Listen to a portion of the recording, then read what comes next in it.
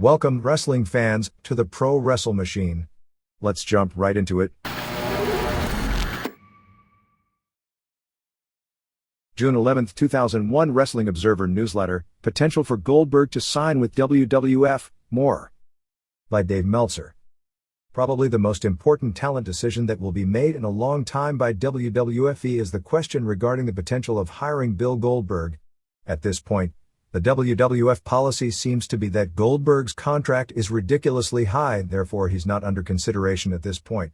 At the same time, nearly everyone who is not in the WWF decision-making department that closely follows wrestling believes it is inevitable they will make an attempt to hire Goldberg at some point, probably if or when the WCW acquisition fails to be able to draw at house shows, pay-per-view events, or simply doesn't get off to a strong start. The feeling seems to be that WWF is going to make a strong attempt to hire him at some point, even though they don't seem to know it, sort of like the feeling come early next year when Kevin Nash is available, so therefore, they might as well do it now because WCW needs to make a strong first impression or it'll have a tough time getting off the ground. The feeling is few pay-per-view events are guaranteed to do monster numbers more than correctly promoted first meetings of Goldberg with both Rock and Steve Austin. On the flip side is that Goldberg has about 27 months left on a contract that probably has about $6 million in salary still owed him that WWF would have to pick up if they were to purchase the contract from Time Warner. Without purchasing the contract, Goldberg has zero motivation to go to WWF. If he can get paid that kind of money to sit at home for more than 2 years, he can retire and live the rest of his life pretty much in luxury just on the interest of the money he's made in wrestling, which is ultimately the happy ending of the story. Purchasing the contract would be both a win for Time Warner, which offered low settlements, 50 cents on the dollar is what is believed to be the offer, on the belief wrestlers would either take them in their quest to get back in the game, or force WWF to buy the expensive contracts, thereby saving Time Warner the 50 cents on the dollar in the long run, due to the belief they couldn't start up a WCW brand without the biggest WCW stars. The WWF strategy seems to be to play the waiting game, figuring that Time Warner is spending lots of money eating these huge contracts, and if the WWF doesn't buy them, they'll eventually up the buyout to a point the wrestlers will accept it, and at that point, WWF will be able to get the wrestler a much more acceptable deal as far as WWF is concerned. Clearly the thought process in WWF has changed greatly, with the ratings plummet shaking everyone's confidence in their ability to make stars and not have to deal with the wrestlers who were the biggest problems. However, what hasn't changed is contracts being offered. WWF is making no big money guarantees to talent that had been earning huge money in the past, as most of the recent name signings are coming in for less than a $200,000 downside. Even some of the talent that wasn't being paid on the high end of WCW deals whose contracts were purchased by WWF are expected to be cycled out and given new contracts with lower guarantees. Goldberg is an entirely different game from everyone else. He's not a mark for being a wrestling star and doesn't seem to care whether he works or not. So the real question is, in the case of Goldberg, the gamble is taking him now for the big money and having him there at the start of WCW, theoretically greatly increasing the company's chances of success, or playing the waiting game and perhaps at some point, when either Time Warner ups the buyout rate or in 27 months when his contract runs out, getting him for what would be a lot more advantageous of a deal. However, few wrestlers in this business have ever been legitimate phenomenons to his degree. In the past 15 years, only Hulk Hogan, Steve Austin and Rock had Goldberg's potential as a draw. None had his crossover media potential due to his Jewish heritage, because so much of the media has Jewish power behind it, and the gimmick of a pro wrestling powerhouse being Jewish garnered a lot more media interest in 1998 than it probably deserved, and certainly more than drawing record revenues did for Austin and Rock in early 2001, at least until Rock broke through into the movies. Wrestling, like other forms of entertainment, and now more than ever, is a star-driven business. Attendance figures and buy rates really aren't drawn based on angles, but on star power. The superstars carry the company for everyone else to make big money or not. When they're at their peak, like Rock was in 2000 and Austin was in 1998 and most of 1999, everyone makes more money. When that isn't the case, as such as now, since the Austin turn, everyone is making less money. 99% of the wrestlers fall into a different category than Goldberg when you are talking about fair market value for their services. Just to look at what a star means, compare the buy rates of WCW pay-per-view show in 1993 and 1994 to the numbers Hogan drew. When Hogan came in with a contract that called for 25% of the pay-per-view revenue, people thought Eric Bischoff was insane. As it turned out, it was the smartest deal Bischoff made at the time because everyone made more money, until the day came when Hogan could no longer draw. By not foreseeing that would happen at some point, it was the worst move Bischoff made, and then, because of that and other deals, the company went kaput. Does Goldberg deserve preferential treatment? Does he deserve to earn more on a guarantee with limited dates than all but maybe 3 WWF wrestlers who work full-time and have been a part of this dynasty earn? No, if this was a fair world and if productivity in the ring and box office appeal were the same, but neither is the case. But is it worth the company to pay him that? If the company can get him over even to half of what he was in 1998. Yes. Easily. If they can't get him over, then no, not even close. For all the talk of the McMahon marketing genius, some make it and some don't. You don't need more hits than misses either to be a promotional genius, just enough of a core of hits to carry the top of the show. One of McMahon's first guaranteed big money deals was a raid from WCW named Mark Marrow, who ended up being a big flop, although in a sense his hiring wasn't a failure because his wife generated a lot of income and was a key figure in the resurgence of the company. Nearly every McMahon long-term deal, such as Paul White, 10 years, Mark Henry, 10 years, and Bret Hart, 20 years, turned out in some form to be a disaster. Fact is, White was a tons bigger star in clueless WCW than he was in WWF, part of the reason being that even WWF didn't understand the concept of why Andre worked and how White at 6'11" could only be a giant in a promotion like WCW, which wasn't loaded with guys who were 6'7" mid-carders. White is proof positive that because someone was a big star in WCW, they won't necessarily be as big a star in a place where theoretically they are the experts at making stars, which is something at least to be considered when thinking about Goldberg. White was supposed to headline WrestleMania in 2000 in a singles match with Austin, but didn't get over, although he still got in the main event. But a few months later, he was in OVW and has done little of note since he's come back. Goldberg has similar problems. He's not a great worker, although he in WCW at his peak had as much physical charisma as any wrestler since the 80s Hulk Hogan and maybe the early years of the Road Warriors. Also, he's a big man, at 6'4" and 290, in WCW where aside from Kevin Nash and White, he matched up well size-wise with everyone. In WWF, he'll be shorter than underneath guys like Test, Billy Gunn, Bradshaw and Albert, and almost dwarfed by Kane. It'll be harder to get over as a monster in that company. Unless he is pushed as a monster as opposed to pushed like a normal headline wrestler, he would be in grave danger of being a waste of money. But figuring he's going to cost $2.5 million per year, if he is pushed as a monster right, he should get over pretty big. There are a lot of guys in the WWF who have never been squashed, and if a newcomer goes in and squashes them, en route to the big money match with Rock or Austin, he should draw huge money, far more than enough to make up for what he's being paid. First off, if Goldberg does make the difference, or even if he can make a significant difference in WCW making it as a separate entity or not, then $2.5 million per year is a pittance for someone if their value is that high regarding success or failure of such an important venture. In that regard, he's worth 10 Booker T's and DDP's because they aren't going to make a difference whether the WCW venture is a success or failure. WCW may make it with them, and it may not, but either way it will be based on market conditions and not them. The end result is going to be the same either way. The only guy who significantly can change that equation, potentially at least, is Goldberg. If you figure what $2.5 million means, and figure that a well-run WCW will be like WWF, pretty well having split pretty equally into making money on 4 revenue streams, pay-per-view, house shows, licensing/merchandise and TV ad revenue, that means Goldberg, to be worth it, has to generate $625,000 per year in added revenue that the company wouldn't make without him in all 4 streams. The WWF is planning 12 WCW pay-per-view events per year. Maybe that's ambitious, so let's cut it to 8. Goldberg has to generate an additional $78,000 in revenue, which is only 6,056 added orders per show given the WWF share of a $29.95 price tag, to pay for his salary in this regard. For 12 shows he only has to add 4,000 additional orders per show. Keep in mind that Austin in one show last year probably added something like 300,000 additional from Backlash alone, and both he and Rock were easily worth 150,000 additional orders apiece at Mania this year. For just Mania alone, both Rock and Austin were worth probably $2.6 million apiece in added revenue. So if they each got $1 million on the payoff, that may sound like a ridiculous number, but it was actually a bargain.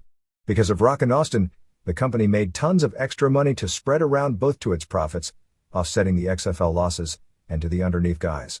If Goldberg vs. Austin was put on a show that wasn't Mania, and did 600,000 buys, which I think is a very conservative estimate of what such a match would do if correctly hyped. The company in one night is taking in $2 million in added revenue, or almost covering his salary for a year, even if he meant $0 on every other pay-per-view and his merchandise stiffs, and he couldn't sell tickets at the house shows. If they can do 2 monster buy rates with Austin and 1 with Rock, that of the 3, average 600,000 buys, the increase over the 400,000 to 450,000 base rate that WWF pay-per-view shows usually do without an angle that catches on big, it covers his entire salary for 2.5 years, even if he doesn't mean a dime in the other 3 revenue streams, and he doesn't sell 1 extra pay-per-view order outside of those 3 matches over the entire period of the contract. For licensing, he has to add $625,000 in new revenue, both merchandise sales and licensing. The top guys in WWF today, who only get a tiny cut of merchandise, earn as a tiny percentage more than that, which would be the total gross. Again, if he doesn't get over, because only the top guys really make 7 figures in merchandise, he's not worth it. It's really a feast or famine deal when it comes to catching on as a merchandise draw. Either you're over big, or you're not. House shows. To earn $625,000 in new revenue, figuring 120 dates means he has to generate $5,200 more per show, or sell about an additional 175 tickets per event. For a company that may be struggling, if he gets over, and he should have pushed, he should mean one hell of a lot more than that if they run WCW-only live events.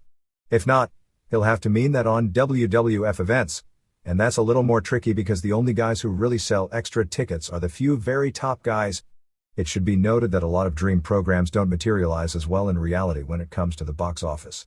While the equivalent of Austin vs. Goldberg or Austin vs. Rock for the first time would be a guaranteed winner in the Japanese wrestling world where the fans know the major league top wrestlers and the big companies and they still have an aura of realism to the product, the American world is different.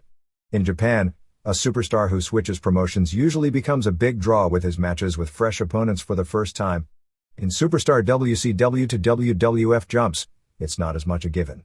Almost all of the biggest NWA WCW names when they went to WWF were not as big stars in the new environment despite the reputation of McMahon as the best when it comes to star making. Granted, these examples are largely old and from another era, but Dusty Rhodes, Ric Flair, Lex Luger, who came close but ultimately failed, and that's with one of the biggest pushes in history, Vader, the Giant, the Road Warriors and Steiners all went to WWF and none were as successful as they were in WCW.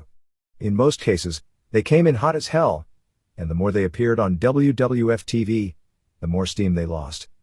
Of course, Rhodes was pretty well booked for that to happen, as he got bigger arena reactions for WWF shows before he ever appeared on WWF television. The more Flair appeared on WWF TV, the less his drawing power was, but again, the disappointment in the Flair-Hogan program, the closest thing to a modern Goldberg-Austin, was because WWF was intent in portraying Flair as part of the WWF and not promoting it as a dream match.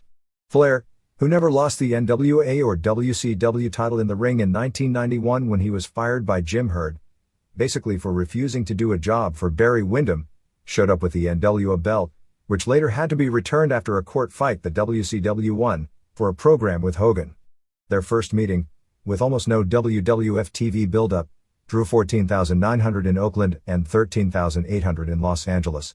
They weren't sellouts, but they were very good houses. However, the second matches in both markets only drew 5,000 in San Francisco and 6,300 in Anaheim, both low figures for a Hogan appearance, and that's with tons of WWF TV build-up and angles involving Flair in the mix. They drew 15,000 and 11,000 in their 2 MSG matchups, which, during a down period in MSG, there was as large as any MSG crowd for a non-pay-per-view event from late 1989 through mid-1996, was good, but still disappointing for that dream match fans had waited 7 years to see. And finally, TV ratings. That's a hard one to figure. Goldberg at his peak meant about a 0.4 ratings boost on average for every quarter hour he appeared on, or about 450,000 added viewers to the show every time he was on the air in 1999. That only means the difference of 1/20th a ratings point in the course of a 2-hour show. One can argue that his appearances may help the ratings of segments he's not on as well, and that was probably true in 1999 to a degree, but probably not in 2000. He was the biggest ratings booster in the entire business in 1999 even though Raw was beating Nitro every week. In 2000, he meant very little. What that means in ad revenue is really hard to figure. Based on WWF in the year 2000.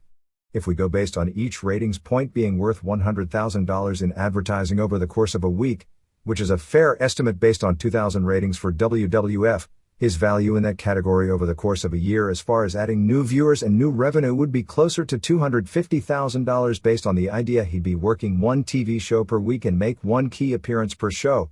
That number is far short of the $625,000.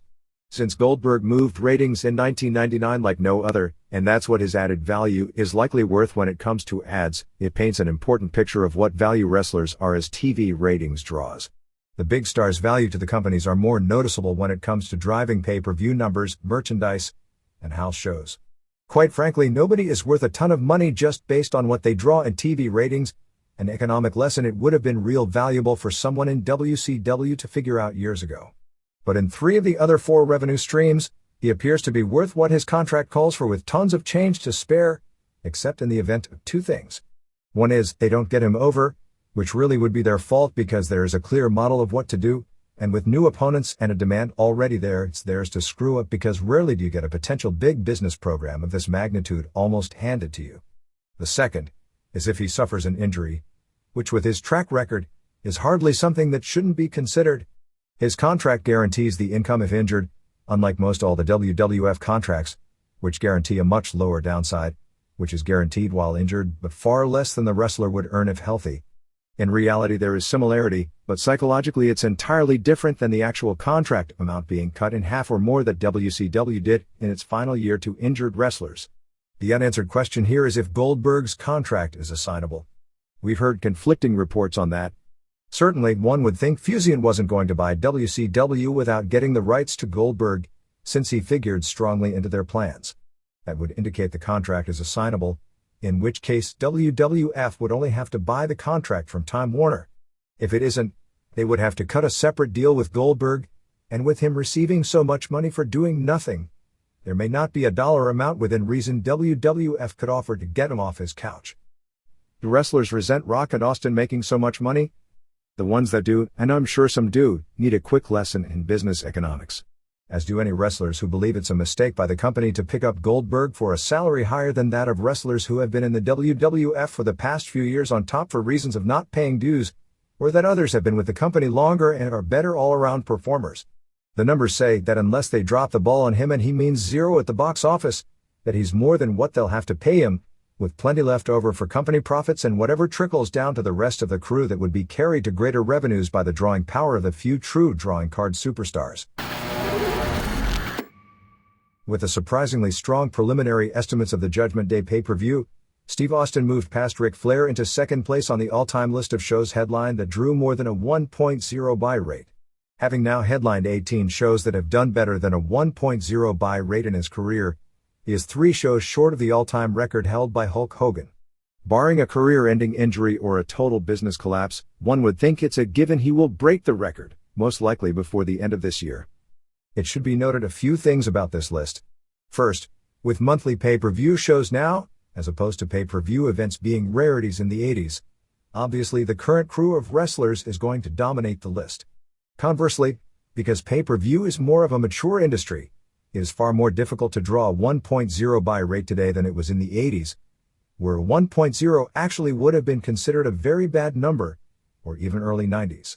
When people look back at buy rates and see an 8.0 or more buy rate for WrestleMania 3 with the Hogan vs. Andre match in 1987, and recognize that Rock vs. Austin did a 2.4, there are several factors to be taken into account.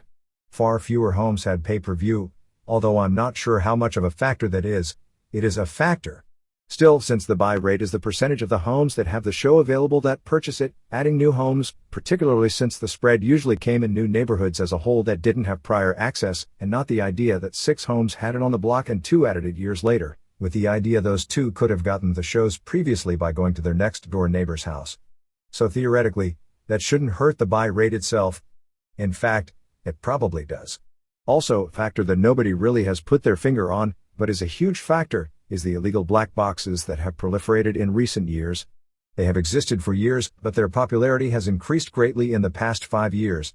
Everyone knows that far more people actually get pay-per-view events at their homes than these numbers indicate, but nobody really has a clue as to how many more. But it was a lot easier to draw a big buy rate when there was only 1 to 3 pay-per-view wrestling shows per year, which was the case through 1987, than it would be with 24 to 36 shows, which was the case since mid-90s. Perhaps the strong pull of Judgment Day simply points out that, forgetting about the limited minor shows available only to dish owners, that with fans used to so many pay-per-view events, that when the number is cut down to just 1 per month, the market is for the first time in years actually undersaturated. That bodes well for the idea that WWF at some point can add 12 more WCW brand shows on pay-per-view a year. But in that regard, if that is the case, with the number of hours of wrestling on television cut so ridiculously far back from this point last year with the elimination of 6 hours of WCW and 1 hour of ECW, one would think by the same logic that the ratings of the existing shows would increase, and the exact opposite has happened. It pretty much goes to show that pro wrestling, when it comes to the usual rules of economics, beats to an entirely different drummer. In Japan, pay-per-view is still in its infancy. For a number of reasons, pay-per-view doesn't figure to become as big an economic force in Japan as the United States. Even though pro wrestling, at least when it is put in a decent time slot as a special, draws far higher television ratings in Japan than the US, as pointed out many times, the fan mentality in Japan of having always gotten the big match on free television is totally different from the American mentality, where the big match was, until pay-per-view, something you paid money to see at the arena, and now is something you pay money to see on pay-per-view. The early Japanese buy rates for big shows are far smaller than the US buy rates were in the mid-80s when it started in this country, although the earliest big pay-per-view event, the first Hickson Gracie vs. Nobuhiko Takada match, did do about an 8.0 buy rate in a terribly tiny universe. A lot of this is also because in the US, you never got the big match on free television afterwards. If you don't buy the pay-per-view, you don't get the match on the TV show, although some would argue far too often you did get the rematch for free the next night, the next week like you do in Japan. The only other option besides getting a tape from a friend, who theoretically still had to purchase it, is waiting for the home video to be released, which is many weeks later. List of all wrestlers WHO have headlined more than 3 pay-per-view events that have drawn in excess of a 1.0 buy rate as of June 1, 2001. Hulk Hogan 21. Steve Austin 18. Ric Flair 17. Rock 15. Triple H 10. Bret Hart 9. Undertaker 8. Sting 7. Lex Luger 6. Mick Foley 5.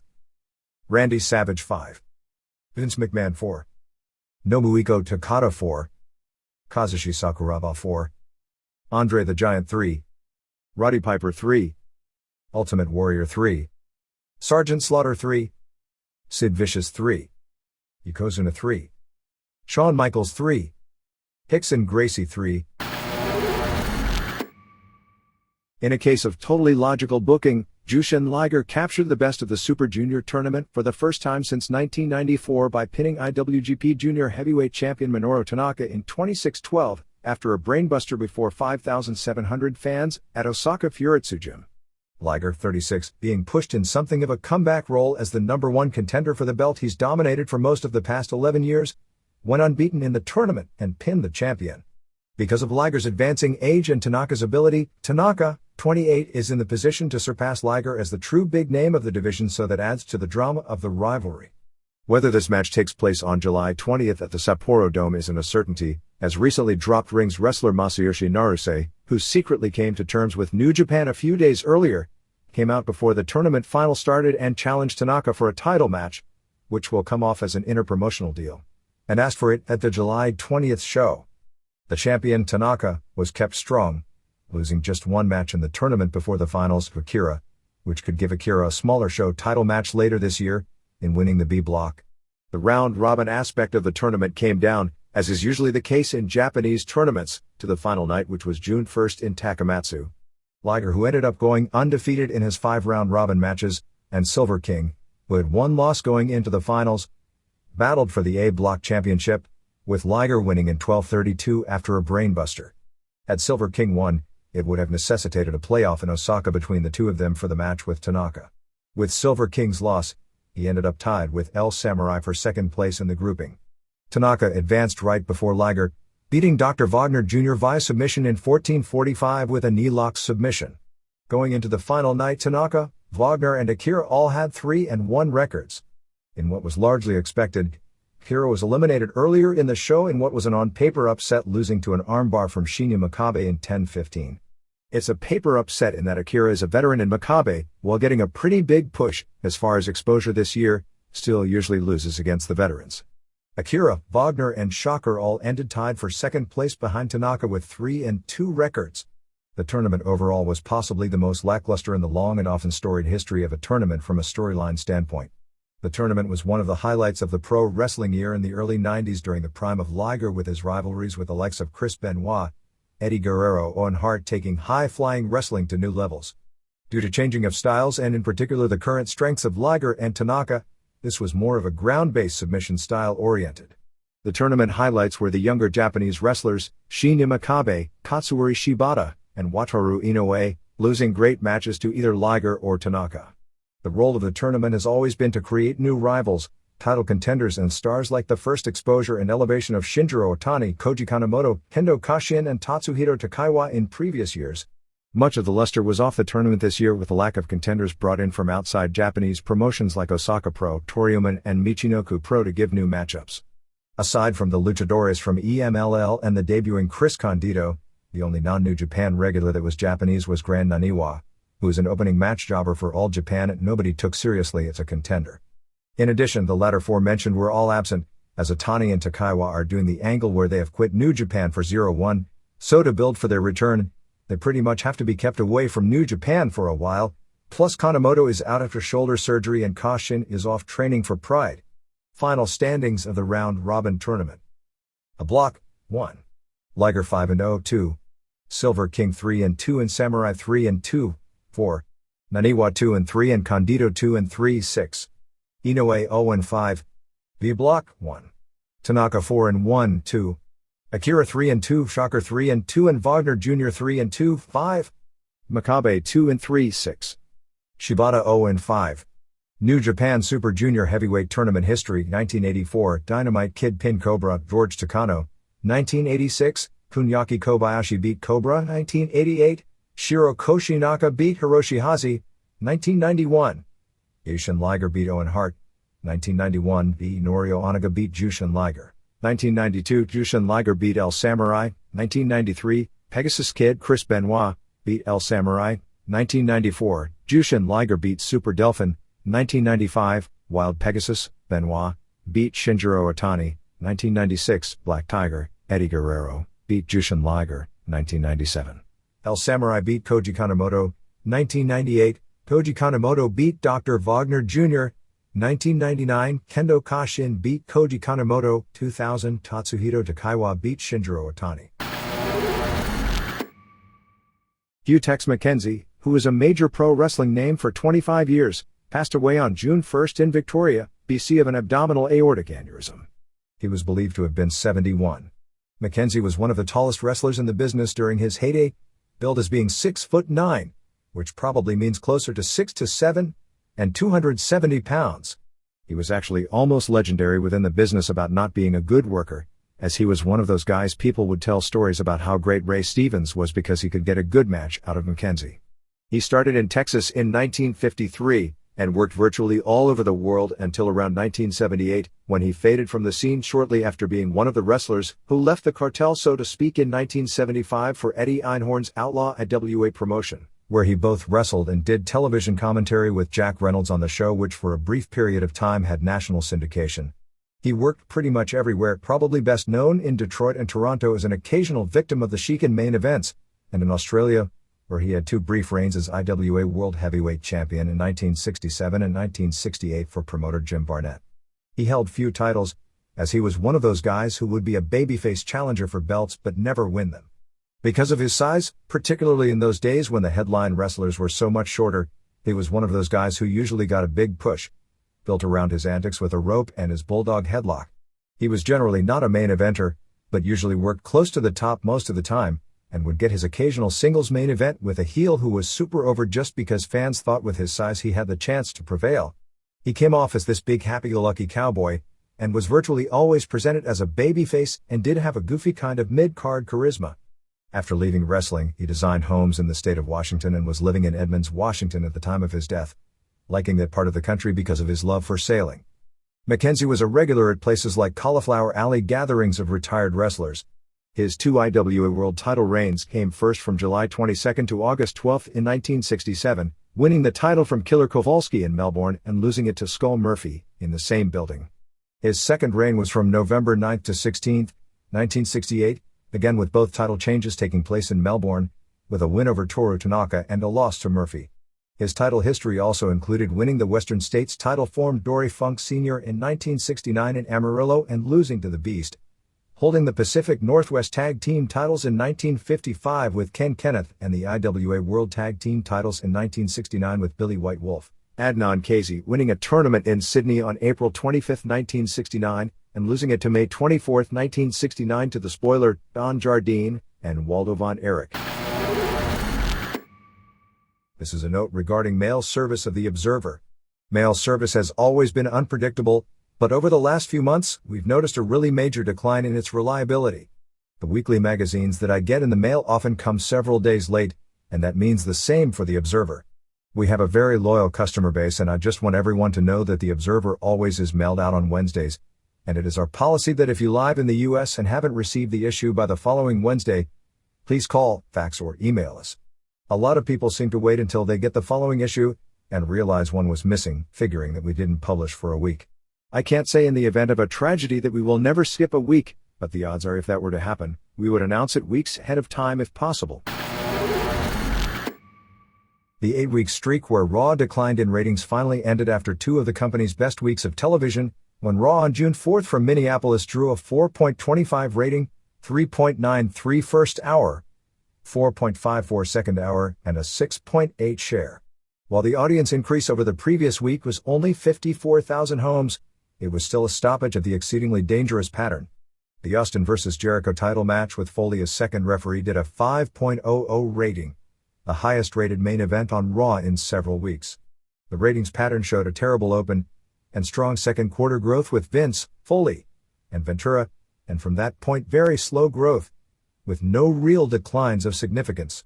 The Kane vs. Christian opener with Morris interference and the introduction of the new WCW logo drew a WCW-like 3.12 quarter, the lowest for a non-holiday Raw in years. But the return of both Foley and Ventura, doing an interview segment with McMahon, quickly brought the rating to 4.13, a whopping addition of 1.32 million viewers. The other good growth period, an out of 333,000 viewers, was for Angle and Holly's vs. Dudley's, while the main event added 606,000 viewers over the bra and panties match. In a situation where everyone is hoping for good news, the SmackDown number on May 28 was at least up from the week before, doing a 4.2 rating, 4.8 realistic number, and 7 share, putting it in third place among the 6 networks. Besides WB, which SmackDown always beats, the show beat ABC, which it usually never beats due to Millionaire, because ABC aired the Stanley Cup playoffs, which drew a 3.2. Hockey is never a strong draw when it comes to network primetime. Fox aired a Barbra Streisand tribute show that did a 4.0. CBS and NBC finished 1-2 with their normal programming and reruns and doing far lower numbers than they do during first run season. Raw on May 28 from Calgary, despite coming off the best week of WWF television in a long time, posted its 8th straight week of decline, with a 4.19 rating, 3.87 first hour, 4.45 second hour, and a 6.8 share. That's with virtually no competition on television. Memorial Day doesn't hold up as an excuse for the number, as Raw the past 2 years on Memorial Day, with Nitro competition, posted 6.4 and 6.2 ratings. The total audience watching wrestling was approximately 5.44 million, which is the lowest Monday night total since 1995. The show peaked at a 4.77 for the Austin vs. Benoit match. If there was a tease regarding Bret Hart during the show that some fans picked up on, not enough did, because it didn't mean a thing for ratings. It was up from the 4.53 that the previous week's main event drew. The good news/bad news aspect of the numbers is that they started very weak with a very low first quarter, and much of the show was total build until slight stagnation in the second hour. This generally indicates the public either enjoyed or was intrigued by the show, i.e., people weren't turning it off faster than new people were turning it on. Main event brought about 454,000 new viewers to the show. The only drop of the entire show, a loss of 232,000 viewers, was Guerrero vs. Albert. Jericho vs. Show was the second highest rated match at 4.44, with Dudley's vs. Holly's at 4.42. For the weekend of June 2nd to 3rd, Sunday Night Heat increased to a 1.40 rating for the first run and in 0.85 for the replay for a show hosted by Angle. Livewire did in 0.89 and Superstars did in 0.92.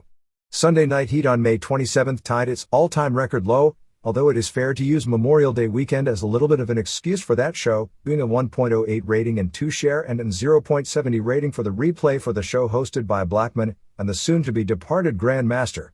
Both Livewire and Superstars did 0.9 rating. Galavision Lucha Libre on May 29th drew a 2.1 Hispanic household rating. The key demographic groups were males 18 to 34, which did a 6.0, and males 18 to 49 did a 4.2. If you're thinking that sounds strange, that a show could do a 6.0 in males 18 to 34 and only did a 2.1 overall, it's because it is statistically next to impossible.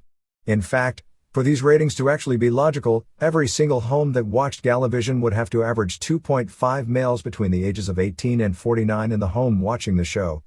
I guess that tells you the validity of Hispanic ratings. IATA poll results. Results of the daily poll on the IATA.com website. New questions will be up every weekday at approximately 3 p.m. Eastern Time, with the results being announced at the start of the Wrestling Observer Live Internet audio show the following day as well as each week here. What did you think of Raw, May 28th? A. Excellent 30.0%. B. Good 41.3%. C. Average 7.4%. D. Bad 11.5%. E. Didn't see the show 9.7%. What do you think of the push of Benoit and Jericho? A. It's been a huge positive so far, 86.9%. B. Made for good matches, but it isn't going to help business, 10.6%. C. It has made no difference, 2.5%. Who was Mick Foley's greatest ring rivalry with? A. Vader, 15.7%. B. Undertaker, 23.6%. C. Steve Austin, 3.1%. D. Triple H, 26.6%. E. Terry Funk, 31.0%. What did you think of SmackDown, May 31st? A. Excellent, 54.4%. B. Good, 24.3%. C. Average, 1.6%. D. Bad, 2.3%. E. Didn't see the show, 17.4%. Who would you rate as the greatest junior heavyweight star in history? A. Danny Hodge, 7.9%. B. Satoru Sayama, 6.1%. C. Dynamite Kid, 20.6%. D. Jushin Liger, 36.5%. E. Chris Benoit, 28.8%. 1 year ago, Paul Heyman held a pep talk with his ECW wrestlers and predicted the future of the industry. He predicted WWF and USA Network would settle their lawsuit out of court. They didn't. That WWF would wind up on TNN on Monday nights. It did. And that ECW would get on USA or Fox. It didn't. We predicted Raw ratings would drop with the move to TNN. They did. Heyman predicted that WCW would soon be out of business. He was right. We predicted WCW would likely be sold as opposed to outright folding. Technically right. But his prediction was really more on the mark than ours. SFX was negotiating at this time to buy WCW, with Jason Hervey of Mandalay Sports working as the intermediary, a deal that fell through because the asking price by Time Warner was $600 million. The company ended up being sold to WWF 10 months later for an amount believed to be in the $15 to $20 million range. Vitor Belfort won a boring decision over Gilbert Yvel in the main event of Pride 9 at Nagoya Rainbow Hall before 6,000 fans for a show that didn't use major Japanese pro wrestlers as drawing cards.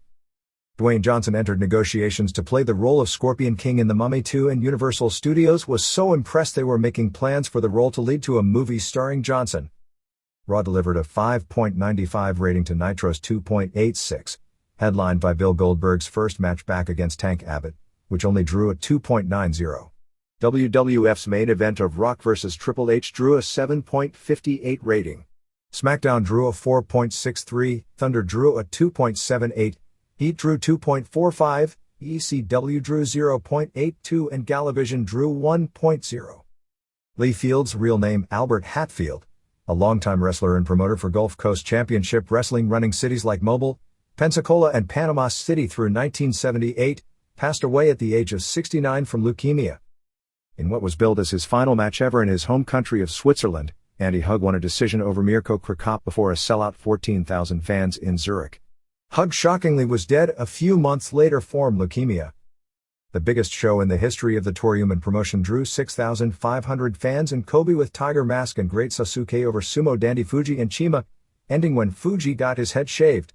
5 years ago, after the fiasco of the Ken Shamrock vs. Dan Severn world title fight which turned into almost a 30-minute stare-down, Severn won the match via split decision and the championship, and a disappointing 0.6 buy rate. UFC decided to drop the Superfight Championship matches for the rest of the year. The other part of the reason for the decision was with Severn as champion as opposed to Shamrock, who along with Royce Gracie were the two biggest drawing cards UFC ever produced.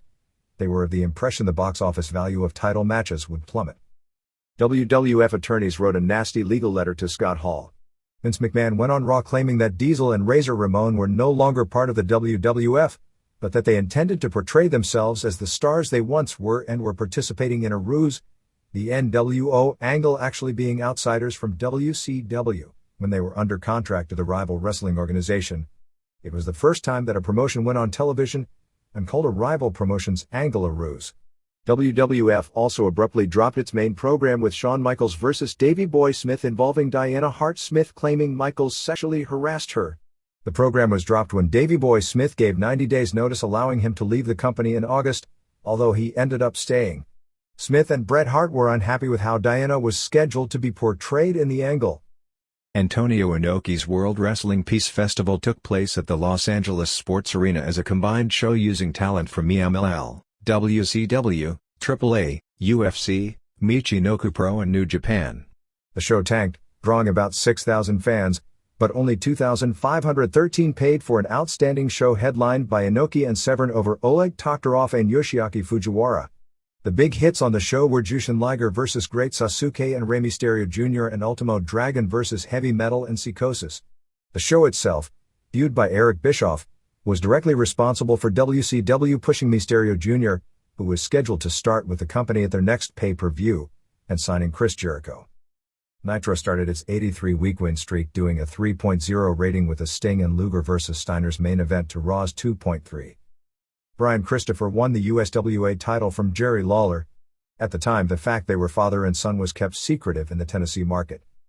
Prostitute Divine Brown, just after her 15 minutes of fame had expired for being caught with actor Hugh Grant giving him oral sex, was brought in along with UFC star Paul Verlins to ECW, the latter setting up a feud with Taz, in which Missy Hyatt's sexual favors, finally convinced Verlins to put Taz over after a ton of problems.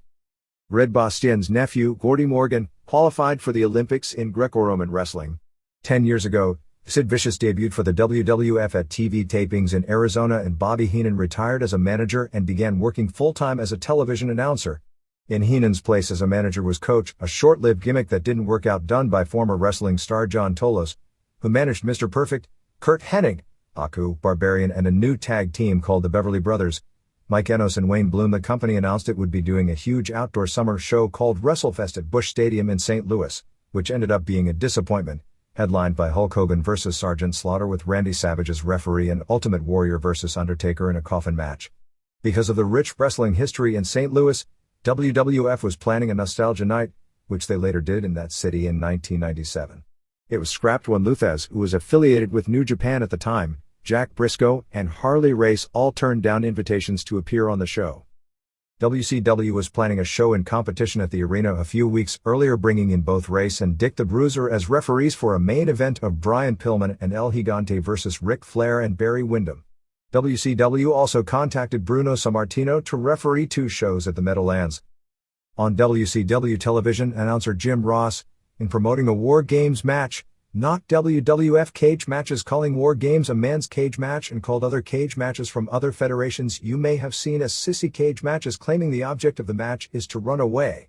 Co-announcer Paul E. Dangerously Heyman ignored the line, but Ross said it more than 6 times on a localized broadcast in the New York market. CMLL was holding a tournament to crown its first world champion. The main stars in the tournament were Conan, Rayo de Jalisco Jr., Mascara Anno 2000, Black Magic, Norman Smiley, Nitron, Daryl Carole aka Tyler Main, Cian Caras, Pierroth Jr., and Pirata Morgan. Mitsuharu Misawa pinned Terry Gordy in their first ever singles match before a sellout at Budokan Hall and tied what was at the time the building's all-time attendance record with 15,950 fans. Tatsumi Fujinami retained the IWGP title beating Masahiro Chono before 14,500 fans, at the time setting the all-time indoor attendance record for the city of Osaka. For back issues of The Observer, the Wrestling Observer Index lists almost every issue in our history going back more than 17 years with the major headlines by the week. Besides as a guide for ordering back issues, the index is also a great way to keep a catalog of past issues and use for historical purposes. It is available for $15 from Grandswarich, 151 Hart Avenue, Peterborough, Ontario, K9J5C5 Canada. For those who have already purchased the index, the 2000 supplement is available for $5 or will be mailed out to anyone with a minimum back issue order of $20. Virtually every back issue from 1982-91 is available from him at prices listed plus $5 for postage for overseas orders. Most issues from 1991 present are available from us at $4 per issue. If you are ordering back issues from us, please denote back issues on the envelope to ensure the quickest response. All payments to Grant or to us must be made in U.S. funds. We are also working with Powerbomb Publishing, www.powerbomb.com, to have reissues of some of the most popular Wrestling Observer publications of the past. We have the 200-page book Tributes, featuring life stories on Andre the Giant Bruiser Brody, Junkyard Dog Brian Pillman, Louis Piccoli, Dick the Bruiser, Buddy Rogers, Kerry Von Erich, Fritz Von Erich, Boris Malenko, Art Barr, Eddie Gilbert, John Studd, Ray Stevens, Dick Murdoch, Jerry Graham and others for $25. We have 1987, 1988, 1989 and 1990 Observer yearbooks for $15. We have 1983, 1984, and 1986 Observer yearbooks for $12. We also have the 1986 Wrestling Observer's Who's Who in Wrestling book for $20. For each order, add $4 for postage and handling within North America, $6 for surface mail worldwide or $14 for airmail overseas. If you are ordering more than one book, you only need to add $1 extra postage per additional book. All payments should be made to Powerbomb at P.O. Box 1523, Harborough, North Carolina 27510.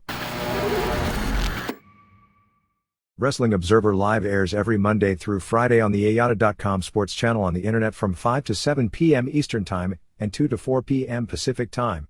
The show is available live throughout the world and the most recent show is available 24 hours per day on archives to listen to at your convenience. Brian Alvarez and I open the show every day running down the latest news. We either have guests the remainder of the show taking listeners' phone calls and emails, or we take calls and emails. Even if you don't have access to a computer and just want to talk wrestling, you can reach us between those hours within North America at 1-877-392-3299, 1-877-AYATA-99. You can always email questions for the show 24 hours a day to us at davemeltzer@ayata.com. You can always check the WrestlingObserver.com website for the latest guest information. Upcoming guests include author Chris Pope on June 8th, former WCW writer and rock and roll legend Bob Mould on June 12th, Michael Modest on June 13th, Adam Pearce on June 15th, and a special show as a tribute to Ray Stevens on June 27th with such guests as Ric Flair, Bobby Heenan, Nick Bockwinkel, and superstar Billy Graham. We're also on almost every Saturday night at about 5:15 p.m. and Sunday at midnight on Talk 640 in Toronto for the Wrestling Observer Extra as part of Live Audio Wrestling with Jeff Marek and Dan Lovronsky. We also have late-breaking news headlines on WrestlingObserver.com, which also includes television reviews and columns written by Brian Alvarez and Alex Merves. Mexico. Vampiro will be starting shortly with EMLL. AAA's next major show, the Verano de Escándalo Summer Scandal, an idea taken from SummerSlam, will be in July. Blue Demon Jr. quit AAA and will be working independently.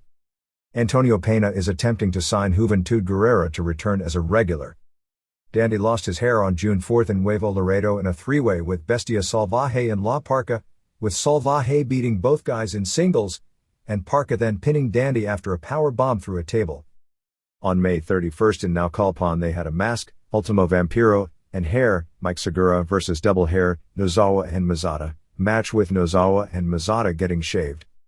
Brazo de Oro lost his hair, as he seems to every summer, on June 2nd in San Juan Pantitlan at the 40th anniversary show in that building to Negro Navarro. I think those two headlined the first show in that building. June 1st in Tijuana, before an estimated 4,000 fans saw Ricky Marvin come in and get a great reaction on the losing side of a trios match. Arena Mexico's Big El Satanico vs. Ultimo Guerrero singles match came in with a DDQ. Satanico issued a hair versus mask challenge and said he was only going to wrestle 1 or 2 more times in Tijuana before retiring. He's now 51. They had the best match on the show, in particular a third fall filled with near falls and Satanico ripping off Guerrero's mask. Tijuana beat Arena Mexico in the semi with Rey Mysterio and Damien and Halloween over Scorpio Jr. and Emilio Charles Jr. and Zumbito. Match was okay, but Zumbito was said to have been awesome. Main event was a disappointment as Juventud Guerrera no-showed, due to transportation problems, as there was apparently an airline strike which saw his flight cancelled, so Negro Casas teamed with XPW wrestler Kid Chaos to beat El Hijo del Santo and Nicho via DQ. Originally they wanted an all-babyface tag with Casas and Rey Mysterio Jr., banned by Time Warner from appearing, versus Santo and Nicho. Chaos was wearing Ricky Marvin's ring outfit, so he didn't even bring his gear, and was just backstage as a spectator when getting the nod because Juvie wasn't there. Reports were that he looked fine, but nobody knew who he was and he didn't do anything to get over in the match. Santo never worked with Chaos, and Casas instead played Rudo. Santo had Casas beat with the camel clutch, but Nicho went wild and got DQ'd before the submission. Santo was mad at Nicho, starting their breakup. That didn't last long, and it was prosperous as Santo and Nicho and La Parca had turned into a hot drawing face trio on top, for causing the loss. Scorpio Jr. and Charles and Zumbito attacked Santo and Nicho before Mysterio Jr., who goes to most of the shows even when he can't wrestle, did a run-in. Chuck Palumbo was also advertised at one point but not there. The June 8th show is headlined by the 1 millionth career matchup with Santo vs. Casas with no stips, plus La Parca and Nicho and Atlantis vs. Palumbo and Juventud in Silver King. June 1st at Arena Mexico was headlined by Universo 2000 over El Hijo de Rayo de Jalisco Jr. via DQ. Mascara Ano 2000 kept interfering until he was stopped by, get this, Ray Mendoza. That's the Villano's father and he's in his 70s. Universo went for a tombstone by Rayo, interfered for the DQ. Semi saw Black Warrior and Blue Panther and El Signo beat Los Villanos. They kept the heat on Villano 3 vs. Signo, as apparently they are building to a singles program. The June 8th show has Shocker back from Japan teaming with Apollo Dantes and Warrior vs. Charles Jr. and Salvaje and Scorpio Jr. Vampiro returns to EMLL on June 10th at Arena Coliseo teaming with Tinieblas Jr. and Villano 3 against Fuerza Guerrera, Satanico and Universo 2000. Slaw will be touring Mexico with hardcore matches featuring wrestlers from CZW that nobody in Mexico knows. First show is June 10th in Tulancingo with John Zandig vs. Super Crazy for the CZW World title as the main event. A 3-way extreme match with Mysterio and Halloween and Damien vs. Crazy Boy and Nemesis and Rey Cuervo, Tulancingo locals, versus Angelo Demonio and Leon Rojo and Abed. Nicho vs. Wife Beater, Depredador vs. Mosco de la Merced vs. Potro in a 3-way ladder match. June 14th in Aguascalientes has Sabu vs. Damien for the XPW title as the main event.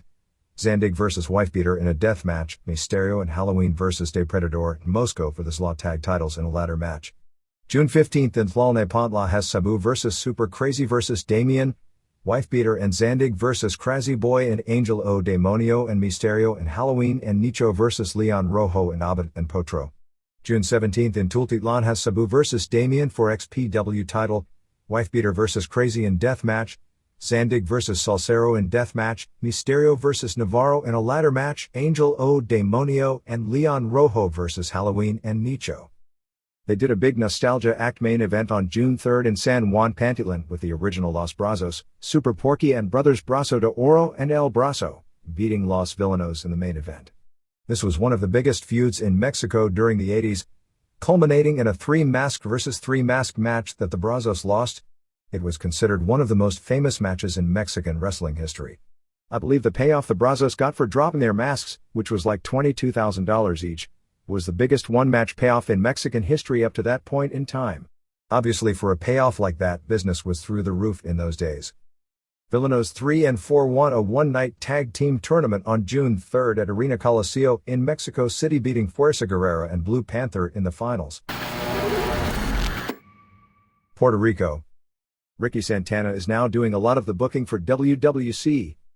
The major IWA show for this coming week is June 9th in Carolina with Nuevo Gran Apollo defending the IWA title against Ricky Banderas in a TLC match, Shane and D'Lo Brown defending the tag titles against Chicky Star and Victor the Bodyguard, Hombre Dinamita versus Tiger Ali Singh in a no DQ, and Miguel Perez and Huracan Castillo Jr. versus Chaz and Pete Gas, with the winners becoming top contenders for the tag titles. TV ratings for May 26 saw WWC do a 12.3, IWA do a 10.9 and WWF Metal do a 10.4. For May 27, WWC did a 13.4 and IWA did a 7.7. It's scary that in some quarters, WWC approaches a 50 share, which means that half the people watching television at that time on the island are watching wrestling. All Japan. Pretty much nothing of note on the current tour. Everything is being built up for the June 8th Budokan Hall show. Top matches are Genichiro Tenryu versus Keiji Muto for the Triple Crown. Who is going to carry who in that one? Taiyo Kia and Johnny Smith defend the double world tag titles against Yutaka Yoshi and Manabu Nakanishi in an inter-promotional match. There will probably be heat for that aspect, but Smith and Kia better really be on their games or this one could fall apart. Toshiaki Kawada versus Hiroyoshi Tenzan will probably be great as long as Kawada is at least in decent shape. The potential show stealer is the match for the vacant All-Asian Tag titles with Mitsuya Nagai and Masahito Kakihara facing New Japan's Yuji Nagata and Shinya Makabe. Two other major matches are another interpromotional with Steve Williams and Mike Rotundo facing New Japan's Hiro Saito and Satoshi Kojima, and a singles match with Abdullah the Butcher versus Sabu. It's Butcher's first singles match with this promotion in probably close to 10 years. Even with Butcher, who was at several points in time a huge draw for this promotion, returning on the spot shows, crowds for this tour without Kawada have been very weak. Next tour will be June 30th to July 14th, with the final show at Budokan Hall. Hot Stuff Hernandez from Texas and Casey Gayer will be debuting on this tour. Pro Wrestling Noah. Kenta Kobashi was cleared to start training this week. I believe he's had 6 operations over the past 18 months on one of his knees, so this comeback is scary as hell. But you know he's going to return. He's going to feel pressure that the company needs him because Vader and Mitsuharu Misawa are getting up in years and Jun Akiyama has no program to work that anyone will care about, which is the main reason everyone is pushing for the Yuji Nagata angle. Yoshihiro Takayama will go back to the hospital on June 4th to get a clamp removed from his lower back. This was from an operation years back when he was still in high school. The surgery will be on June 6th. He's hoping to be back in the ring by July 14th, but they are saying that one is touch and go and kind of indicating his first match back will be July 27th at Budokan Hall. He also is talking about going back to Pride, which on the surface makes no sense, except he probably got a hell of a payoff and he did draw more money on his name in that match than any match of his career. They held a tryout on May 31st at Harley Race's school in Missouri and June 2nd in Chattanooga for the foreign slots. Among those trying out in Chattanooga were Mark Kyle, Killer Kyle from Smoky Mountain Wrestling, Terry Gordy Jr., Jason Cross, Shawn Daniels, Adam Jacobs and the Cold Brothers from Detroit. In the Missouri tryouts, it was Race's WLW wrestlers. Misawa and Richard Slinger seemed to be running things. Terry Gordy, who was a huge star in All Japan and on the verge of being in the Hall of Fame, he was so great, before ruining his career by nearly dying in an overdose, and his brain never fully recovered, was also there. There were only supposed to be 8 wrestlers trying out, but it ended up with about 30. They were mainly looking between these tryouts for 3 junior heavyweights for the next tour and some heavyweights for down the road that they could groom into Japanese-style workers, which just isn't that easy to do given the standards fans there expect. May 25th TV show featured the Misawa vs. Akira Tao GHC title match. Slow-paced, solidly worked match. Even though they did big moves and finishers, the crowd didn't get that excited over anything, although it was good. Tao did the Nadawa choke slam, off the apron onto the announcer's table, 2 Nadawas in the ring for a near fall. Misawa did his elbow suicida and even an elbow plancha and an elbow off the top. They got one real big pop when Tao did a move that started out like an atomic drop and ended up like a choke slam for a near fall. Crowd was into the match from this point forward, which included Tao kicking out of the Emerald Frazian, or however that move, which is pretty much the Dreamer Driver move that Dreamer copied from watching a Misawa tape, and the running elbow, but being pinned after the second Emerald Frazian. 3 1/4 stars. The other bout that aired saw Kentaro Shiga beat Takeshi Morishima in 15:57 by submission with a V1 armlock, which is a combination of doing a straight armbar with the legs and a cranking headlock with the arms, and he cranked it to a real uncomfortable looking position. Match was decent. Shiga is so much smaller, so crowd popped for the surprise ending.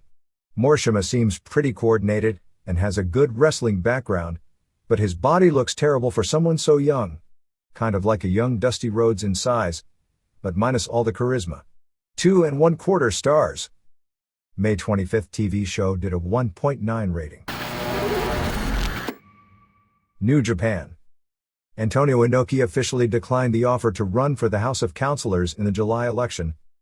Mark Coleman showed up in a surprise at the June 4th Osaka show and challenged anyone from New Japan to face him on July 20th at the Sapporo Dome. Also on the June 4th show, besides the Liger Tanaka main event, they had Keiji Muto pin Satoshi Kojima in 1833 with the Shining Wizard, that short knee to the head finisher. Hiroyoshi Tenzan pin Manabu Nakanishi in 1333 with the Tenzan Tombstone, and Yuji Nagata beat Tadao Yasuda in 322. The whole idea of that match is that Yasuda was in Pride, and Nagata came out wearing gloves, so they did the worked shoot fight with the idea that Nagata beat a Pride fighter, Yasuda, and 2 former UFC fighters, Randy Martinez and Brian Johnston, building up for his match with Kazuyuki Fujita. Also, Masahiro Chono returned from his latest period of time off in a tag match teaming with Akira to lose to Tatsumi Fujinami and Super Strong Machine. Fujinami has now talked about doing a singles match against Misawa now that the companies have opened up talks and the networks have started to approve of interpromotional activities. Former Rings wrestler Masayoshi Naruse signed this week to work full-time as a junior heavyweight. Naruse was actually very good in doing worked matches when Rings was largely in the worked shoot mode. He also did pretty well in shoot matches as long as he was matched against guys who were close to his size. Kenzo Suzuki was injured on June 2nd in a singles match with Satoshi Kojima, but continued to work on the tour. On the June 1st show in Takamatsu, IWGP Tag Champs Tenzan and Kojima lost a non-title match with Nakanishi and Yutaka Yoshi. Not sure if this will have any storyline meaning or not. With the round-robin aspect of the juniors tournament over, on June 2nd and June 3rd they did matches with the guys in large tags. On June 2nd in Hirata they did Japan vs. the World with Tanaka and Liger and Samurai and Naniwa over Candido and Silver King and Shocker and Wagner in 1441 when Tanaka used a knee lock on Candido. On June 3rd in Tsuyama, the juniors got moved into the semi-main event on the show. This time it was A block against B block from the tournament, with the B block winning with Tanaka and Wagner and Shocker and Makabe and Shibata over Liger and Samurai and Silver King and Naniwa and Inoue. Match was only 13:47 for 3 falls, which sounds short, with Tanaka making Liger submit in the first fall, Liger pinning Tanaka with a brainbuster in the second fall, to put things even going into the Juniors Championship the next night, and Shibata scoring the big upset with a pin over Samurai with a German suplex to win. May 18th TV was based around the Super Juniors tournament. What's interesting is the tournament historically is based around high flying, with the theme song of Sky High, from the 70s, which shows how retro it is, still being an integral part of the promotion. However, there was almost no high flying on this show as they've moved to a ground-based submission style. They opened with interviews with all 12 guys in the tournament. It's funny that Silver King and Shocker both did their interviews in English instead of Spanish. Shocker is of Mexican heritage, but is actually from Cerritos, California. Geto and Jado did a run-in during the ceremony and were chased away by Silver King and Wagner Jr. They did a video feature pushing the Fujita Nagata pay-per-view match. Takashi Iizuka and Nagata and Brian Johnston beat Tenzan and Kojima and Super J in 14:55. Only the last 4 minutes aired on TV and it was good, with Nagata vs. Kojima, as always, the highlight. Jay now wears a mask, although everyone has seen him forever unmasked, and he uses the same name. Nagata used the front guillotine submission, Akiyama's finisher, on Jay to win. Problem being technical, is he does it with both shoulders on the mat, so the ref actually should count Nagata as the one being pinned, which was a 70s finish they don't do any longer, where a babyface puts a heel champ in a submission hold, and in putting the pressure on, ends up with his shoulders on the mat. The heel is out cold, bell rings, but the ref had counted 3. Muto and Kia beat Nishimura and Nakanishi in 1842. Last 6 minutes aired. Fans love Muto as a person, but when he's in for any length of time, that love can only go so far since Muto is so limited. This match wasn't good. Muto and Kia kept doing low drop kicks and dragon screws. Seems all Muto can do now, which gets a pop the first few times he does it, but in a long match, it got old. Muto with dragon screw in figure 4 on Nishimura. Good post-match angle as Muto offered his hand to Nishimura to shake. Nishimura was deciding and it looked like he was about to do so when Kojima ran in and gave Muto a diamond cutter while Chono, outside the ring, started laughing. Silver King pinned Candido in 740 after 3 moonsaults, the first a standing moonsault, second off the bottom rope and winner off the second rope. No spectacular moves, but what aired, which was the second half, was good. Crowd enjoyed Silver King a lot. Shocker beat Wagner via submission in 12:43. Last few minutes aired. They did a lot of heavy pantomime like luchadores overplaying to the crowd. Decent match. Liger beat Inoue in 13:56. This was the current Liger at his best as he sold most of the match. He sold Inoue's submissions great and bout had really good heat. Finally Liger did his comeback with the palm, the power bomb and the brainbuster. 3.5 stars. Main event was a tremendous match with Tanaka beat Makabe in 16:24. Tanaka's offense consisted of kicks and various submissions, mainly his knee locks and ankle locks. Tanaka mainly kicked the left arm building to armbar spots. Makabe used his power, with moves like the spear and Northern Lights suplex. Tanaka did those great spots that always pop the crowd like blocking the German suplex and maneuvering into a leg submission. They did a spot where Tanaka had various leg submissions and Makabe would crawl for the ropes. And right before he got there, Tanaka would stand up and drag him to the center. Crowd was going nuts, particularly when Makabe finally made the ropes. At another point, Makabe hit the German suplex, but because of all the damage to his legs from the submissions, couldn't hold the bridge and collapsed. Finally Makabe hit a killer lariat for a near fall. He then hit the German, went for a dragon suplex, Tanaka blocked it, maneuvered from one submission to another, ending with his flying armbar. But Makabe made the ropes. Finally Tanaka got a knee lock for the submission. Main event is worth going out of your way to see. 4.25 stars. May 26 TV was largely built around the Super Juniors. After an opening segment with more hyping of the Nagata-Fujita match, they showed Nagata beating Michiyoshi Ohara in 5:56 with a high kick followed by an armbar. A lot of mat work. Technically very good and well worked for what it was, but crowd didn't get much into it. 2.25 stars. Samurai beat Candido in 4:53. Only the finish aired. Everything seemed fine, probably slightly better than average. Candido did a wicked combination Michinoku and tombstone driver that looked sick. Samurai did a Frankensteiner off the top into a chicken wing for the submission. Wagner pinned Akira after a Michinoku driver. Again, only the finish aired and also seemed okay.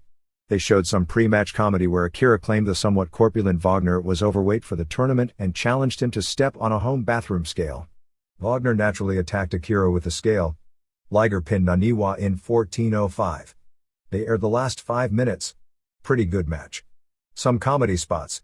Naniwa did a pedigree which meant nothing in Japan, which shows that the WWF stuff isn't over at all to the casual ticket buying audience because people didn't even seem to recognize what it was. They called it a face crusher on TV.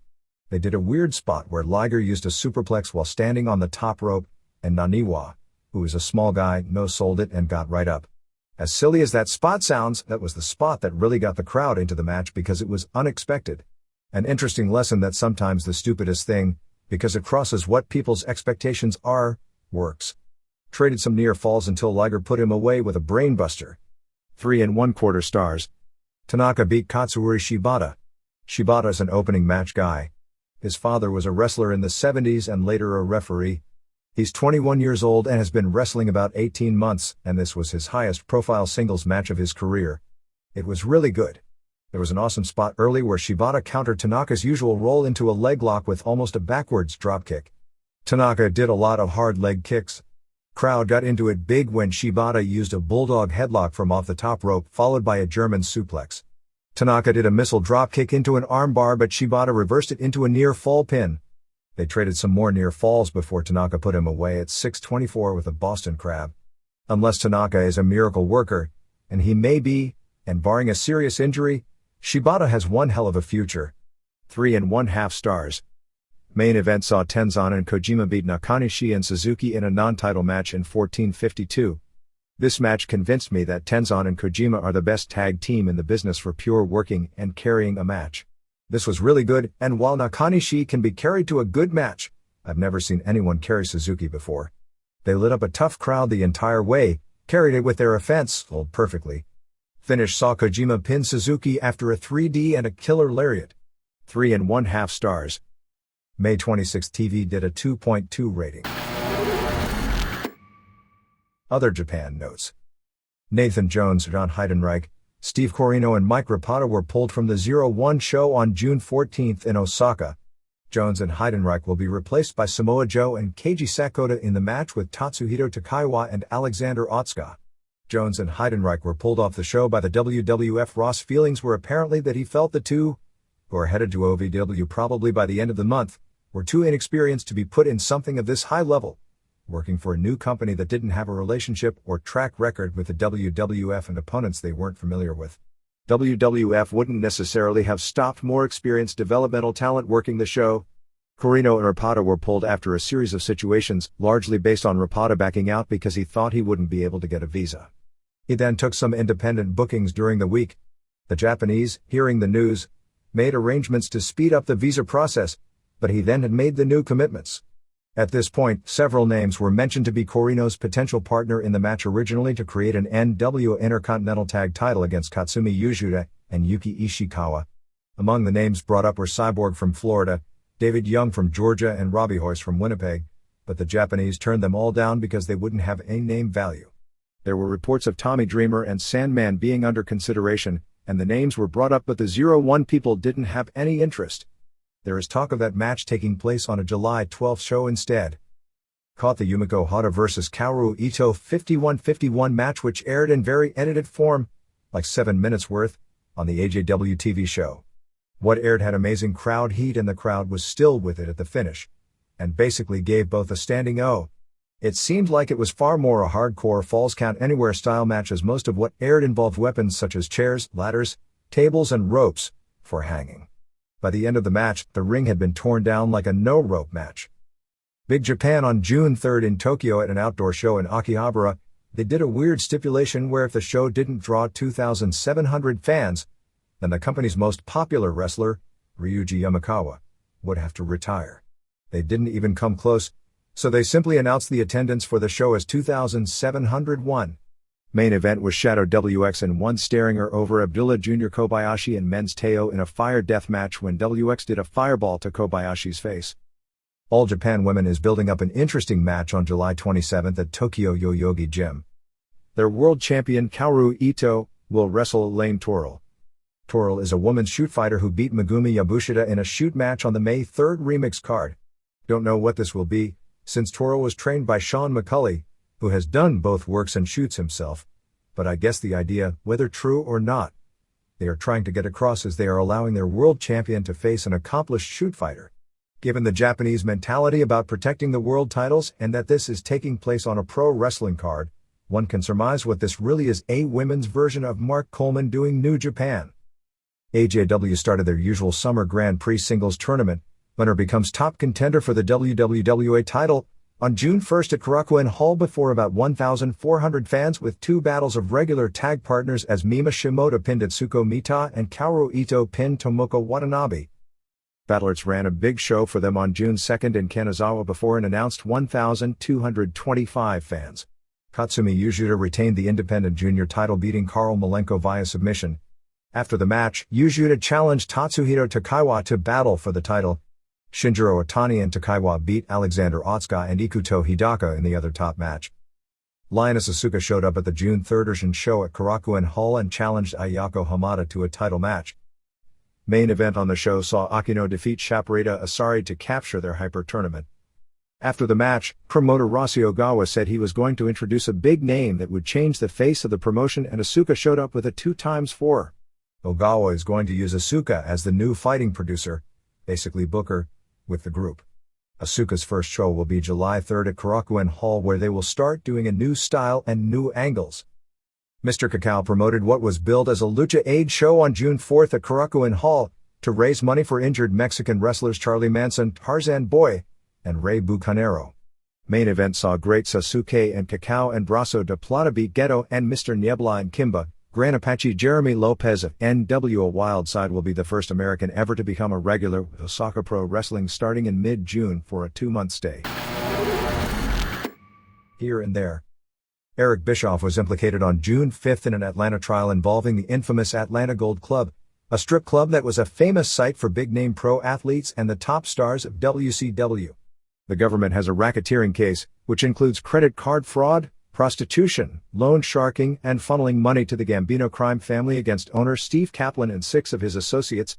Thomas Signano, the former club manager, is the key government witness in the case, and testified early this week. Name-drop people like Dennis Rodman, Terrell Davis, Jerry Stackhouse, Patrick Ewing, Reggie Miller, Andrew Jones, and Antonio Davis, along with Bischoff, that the club manager arranged for sexual favors for. In the trial, the government is attempting to portray Kaplan was someone who used the lure of sex with strippers to get high-profile athletes and celebrities into his club, and thus make it a happening place. The strategy, if that's what it was, seemed to have worked, since it is believed to be the most profitable strip club in the country. Signano named Bischoff, Stackhouse, and Davis as 3 celebrities that dancers provided oral sex for. Agents for Miller and Davis denied the charges. It's pretty much a given now that Ric Flair is going to have an autobiography done. Mark Madden will be one of the 2 ghostwriters. The project has been on and off for a while, but Foley's book reaching #1 seems to have put the finishing touches on the deal. As things stand today, Flair is no longer even giving any thought to taking a contract buyout, so he's probably for the most part gone from the wrestling scene, unless something changes, which probably will, until early 2003, at which point he'll be 54 years old and off television for nearly 2 years. In his Calgary Sun column over the weekend, Bret Hart totally ignored any aspect of talking about his family or his opinion of it in regards to the Raw show.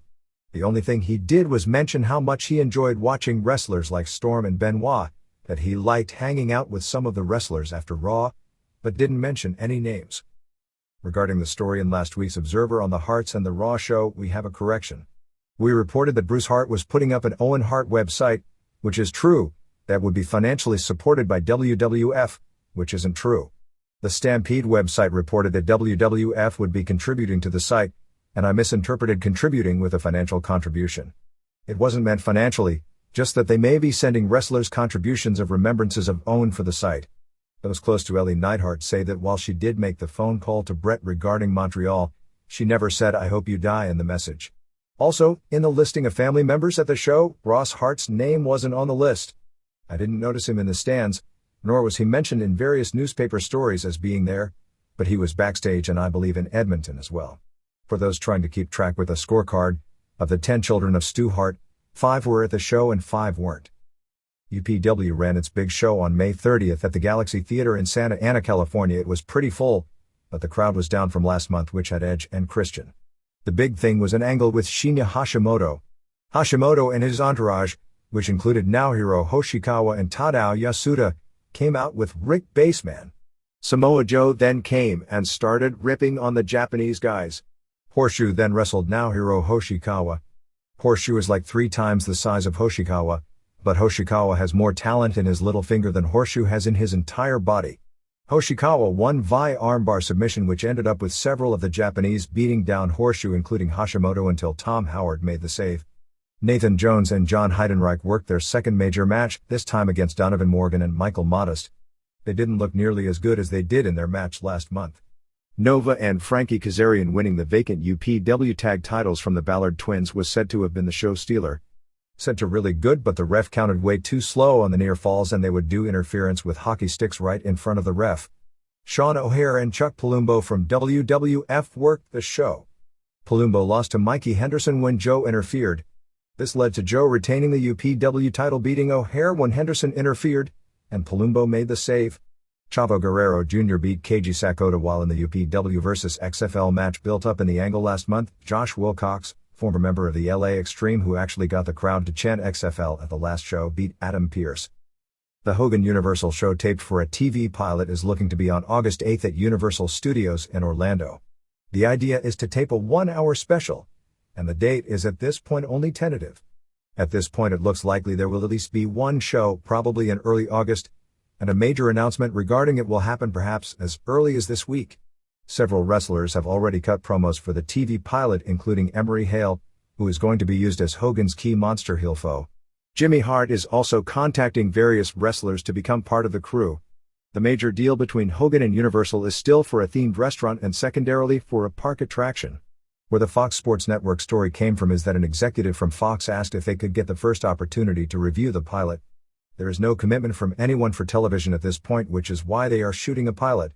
They are hopeful of using a lot of the older wrestlers, such as Roddy Piper or Bret Hart, at least for cameos, and wrestling personalities on the show, likely older stars or WCW people that WWF hasn't picked up, as well as Hogan's friends.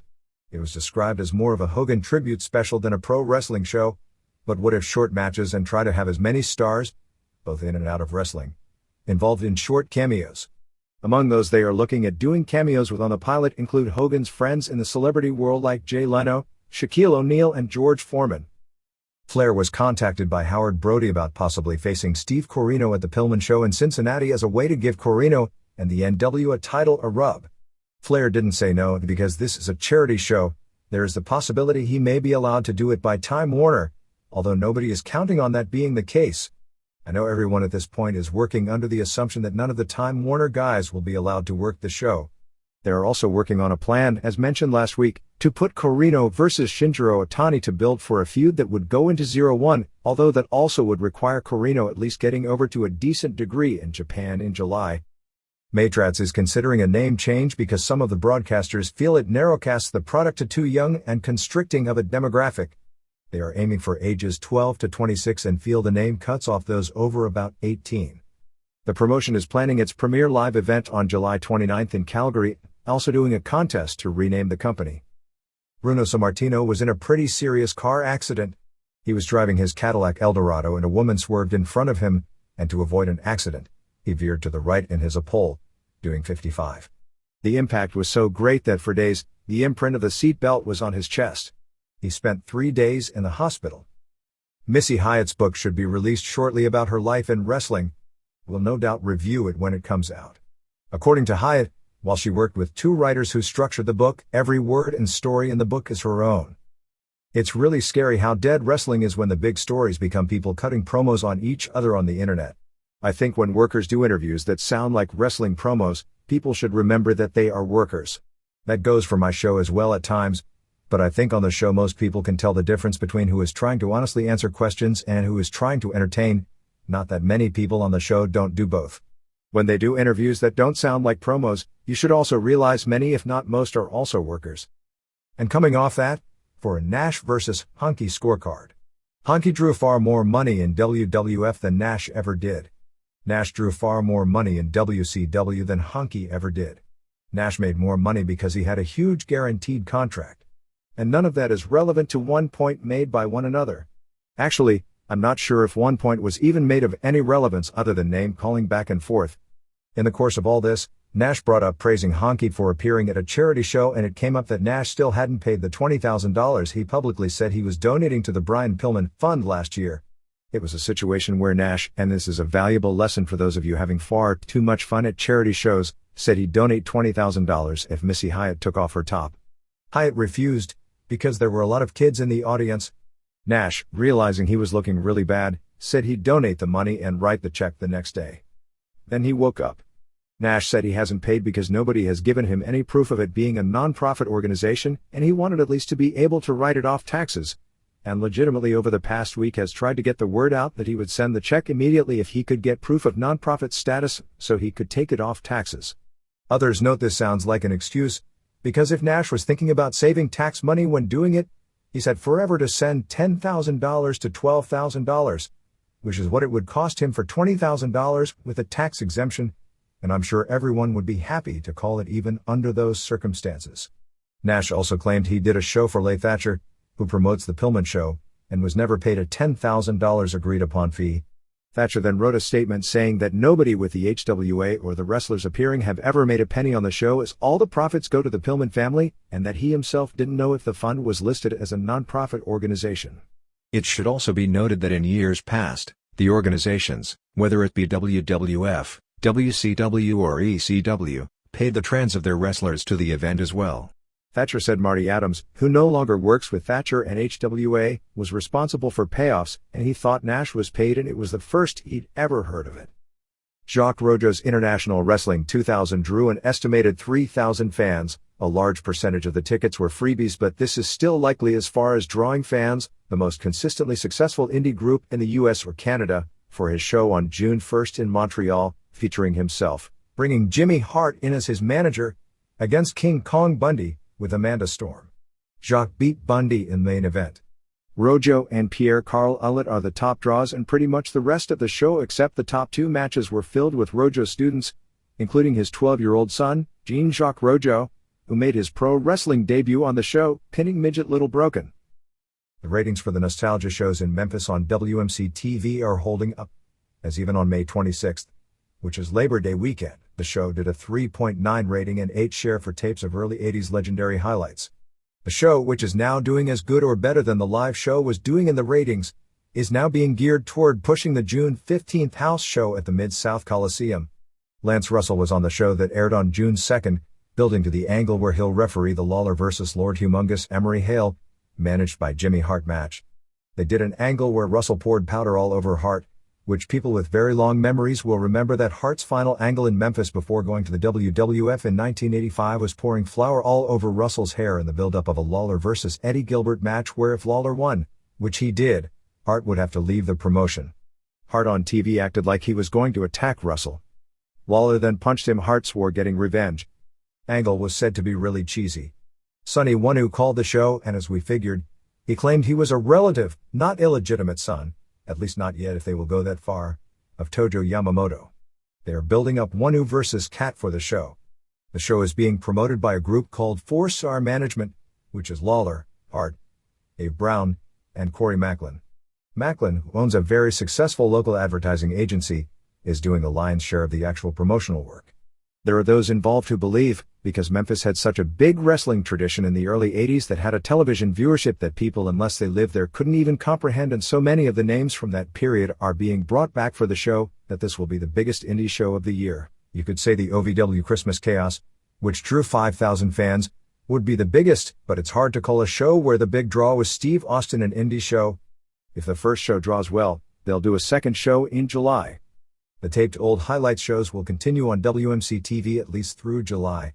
At this point the plan seems to be for them to start running new shows in the traditional time slot in August or September, but that the days of studio wrestling are over because of the liability costs issue. They're looking at several different locations, including one of the casinos in Tunica, Mississippi, to tape the show during the week for airing on Saturday mornings, and running house shows off the tapes, which they'll try and get on in other area markets as well, similar to an old-style territory. The UWF group that Stevie Ray was involved with ran its first show a few weeks back in Monroe, Louisiana, and then canceled all future dates. First show didn't draw, and there were a lot of talent problems. Not sure how much this is relevant to wrestling with so little on cable, but TNT was the #1 primetime cable network during the May sweeps at 1.9 average for the month. That's down from 2.3 during May of 2000. What is interesting and really strange is this. Every network in the top 10 but 2 showed a decline from last year, and most showed pretty significant declines. One stayed even, A&E, and the only network which showed an increase was TNN.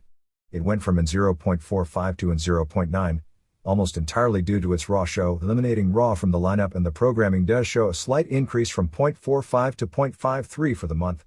One would think in a logical world that would still make wrestling hot programming that most of these cable networks struggling for ratings points would love, since even with rapidly declining numbers, Raw remains the highest rated weekly series on cable. It's really perplexing given those facts why that isn't the case, but it clearly isn't, for all the sponsorship reasons we've written about. USA, losing Raw, dropped from 2.1 to 1.5, but as noted before, even with its ratings going down, its profit margin increased. AAA is running shows on June 8th in Phoenix and June 9th in Albuquerque. Border City Wrestling, which had Davey Boy Smith booked on June 6th, couldn't find him of late, so called Lance Storm to take his place on their show in Oldcastle. ONT Storm met with Jim Ross at the May 29th Edmonton show. Basic: keep yourself in shape and work as many indies as possible to keep timing up and ring rust away talk that Ross has told pretty much all the former WCW wrestlers under contract. The latest movie rumor mill has it that Bill Goldberg is being considered for the part of Crusher Krell in an Incredible Hulk movie set for a 2003 release. At this point, none of the movie has been cast. A couple of notes on WCW wrestlers. Apparently Scott Steiner's foot is a lot worse than people are letting on. The foot is numb, probably stemming from all his back problems, and he has no control of it.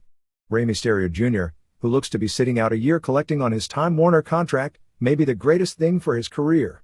1 year off will rest up all his lingering injuries, and at the age of 26, his body can recuperate a lot. This year off will probably add several years to the other end of his career. On the other hand, he's one of those people on the list who the WWF hasn't even made an effort to contact, even when Jim Ross was in Los Angeles. Kellogg Creek Software is doing an online strategy pro wrestling game endorsed by Roddy Piper that it hopes will be released before Christmas.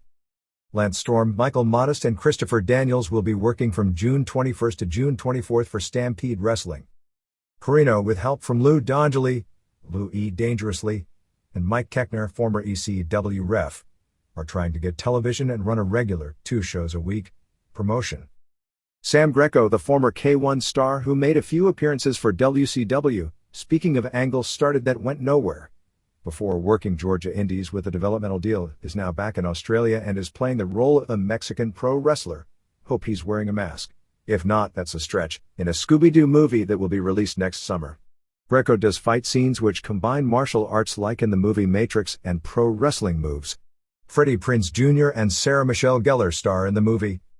For whatever this is worth as a wrestling comparison, the Stanley Cup playoffs opened with 1.9 ratings for early games on ESPN, then did a 3.2 for the Thursday night game on ABC. Burt Prentice's debut of USA Wrestling on June 2nd at the Nashville Fairgrounds drew 600 for a show headlined by Terry Taylor and Bill Dundee, who teamed up in that area around 1983, beating Lawler and Mike Rapata when Rapata piledrove Lawler and took his crown and will now call himself King Mike. On June 9th they are going with Brian Christopher as Too Sexy vs. Rapata as the main event. Also working the debut show included Sean O'Hare, Bart Sawyer, Johnny the Bull, Alan Funk, Kwee Wee, Mark Jindrak, Tommy Rich, Cat, and Spellbinder. WWF apparently didn't pull a power play here to pull its contracted talent, O'Hare, Johnny, Funk and Jindrak, from the show even though Lawler was the headliner, I guess because of trying to make amends.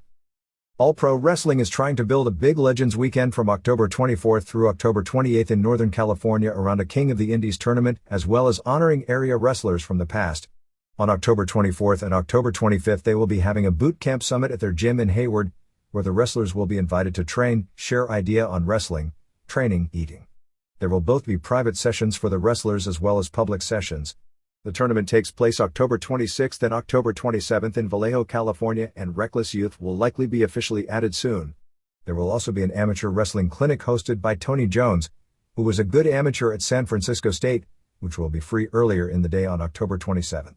On October 27th in the ring in Vallejo they will hold a typical APW training session open to the public, both how they train beginners and how they train more advanced students. Also in the ring afterwards they will allow the general public to bring gear and get involved in a free minicamp. There will also be a post-show party as well as a barbecue on October 28th featuring the wrestlers and the legends which will be co-promoted by the Cauliflower Alley Club. On the APW show on June 2nd in Pacifica, California, Modest regained the Universal title beating Midwest Championship Wrestling's Vic Capri, who had won it in Chicago from Donovan Morgan, in what was reported as a hell of a match. APW trainee Brian Ong passed away on May 28 after an auto accident. The episode of Nikki featuring Kevin Nash is scheduled to air on June 10 on WB. The rerun of the episode of Walker, Texas Ranger, that featured a storyline based loosely around the death of Owen Hart, a really bad episode, by the way, which if you were an Owen Hart fan, the segment of the wrestler in a blue blazer costume falling from the ceiling will really give you the creeps, drew a 4.5 rating on the overnights, which is much lower than usual for that show. Terry Taylor vs. Bobby Eaton, managed by Jim Cornette, has been added to the Pillman Show on August 9 in Cincinnati. Add Medusa to the list of wrestlers scheduled for the October 20th Wrestle Express event in Coventry, England. The promotion is claiming that it will have a weekly 1-hour TV show for the European and Asian markets starting in January and run shows every other week and are negotiating to do 5 pay-per-view shows per year from Europe from both the UK and Germany. Tatanka, Chris Chavez, is headed to the United Kingdom for Brian Dixon's All-Star Wrestling, which is the company that does the shows where they dress people up as WWF characters. Currently on tour for that group include the Brooklyn Brawler, not Steve Lombardi, but veteran Michinoku in California/Tijuana wrestler Joe Kimball, better known as Pero Russo, Rip Morgan, who did the New Zealander gimmick in the 80s in the US with partners like Jonathan Boyd, Luke Williams and Jacko Victory, The Dog, Al Green reprising that awful gimmick from the dying days of WCW, and Cincinnati Red, Southern California indie wrestler Midwest Championship Wrestling is planning an independent 8-team tag team tournament bringing wrestlers in from around the country on July 14th in Chicago at the University of Illinois Chicago's Pease Center. Teams announced already are Low Key and Airborne, a local wrestler, and Scoot Andrews and Chad Collier. MMA. It now appears they are holding off the Kazushi Sakuraba vs Wanderlei Silva rematch. They are talking about matching Sakuraba with either Alan Goes or Carlos Newton on the July 29th show, and there have been rumors of Silva instead facing Daijiro Matsui. These would all be rematches of previous bouts. Silva beat Matsui in a ground and pound decision which he dominated but didn't look like a killer in. Sakuraba beat Newton via submission a few years ago, but now Newton has the UFC title as a credential. Sakuraba and Goes went to a time limit draw in a match that wasn't that exciting because there was a lot of stalling and Sakuraba really didn't have a strategy at that time to cope with it. Since then, Sakuraba has hammered people who have stalled. The Goes match is dangerous because Goes is a lot bigger and when he wasn't stalling, was able to hang with him and at times out-wrestle him.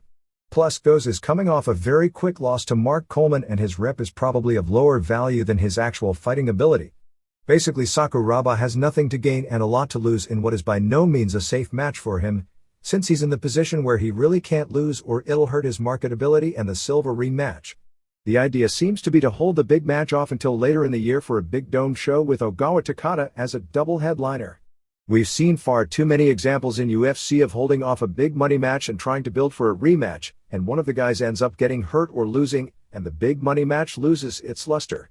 My philosophy when it comes to MMA and all the upsets is, if you've got a big money match, either just do it now, or if you're waiting for a bigger building or pay-per-view, don't let the guys fight in the interim and don't hold it off for too long. People will forget, and letting guys fight is asking for trouble. As it pertains to Sakuraba versus Newton, I can't see UFC, which has Newton under contract, allowing their champion to go into a fight where he would figure to be the underdog. Newton was on off the record on TSN this past week and said that he would be fighting on the next Pride show. Politics will get involved here because UFC may allow contracted fighters to do Pride like Chuck Liddell. I seriously doubt they'll allow their champions to work outside dates.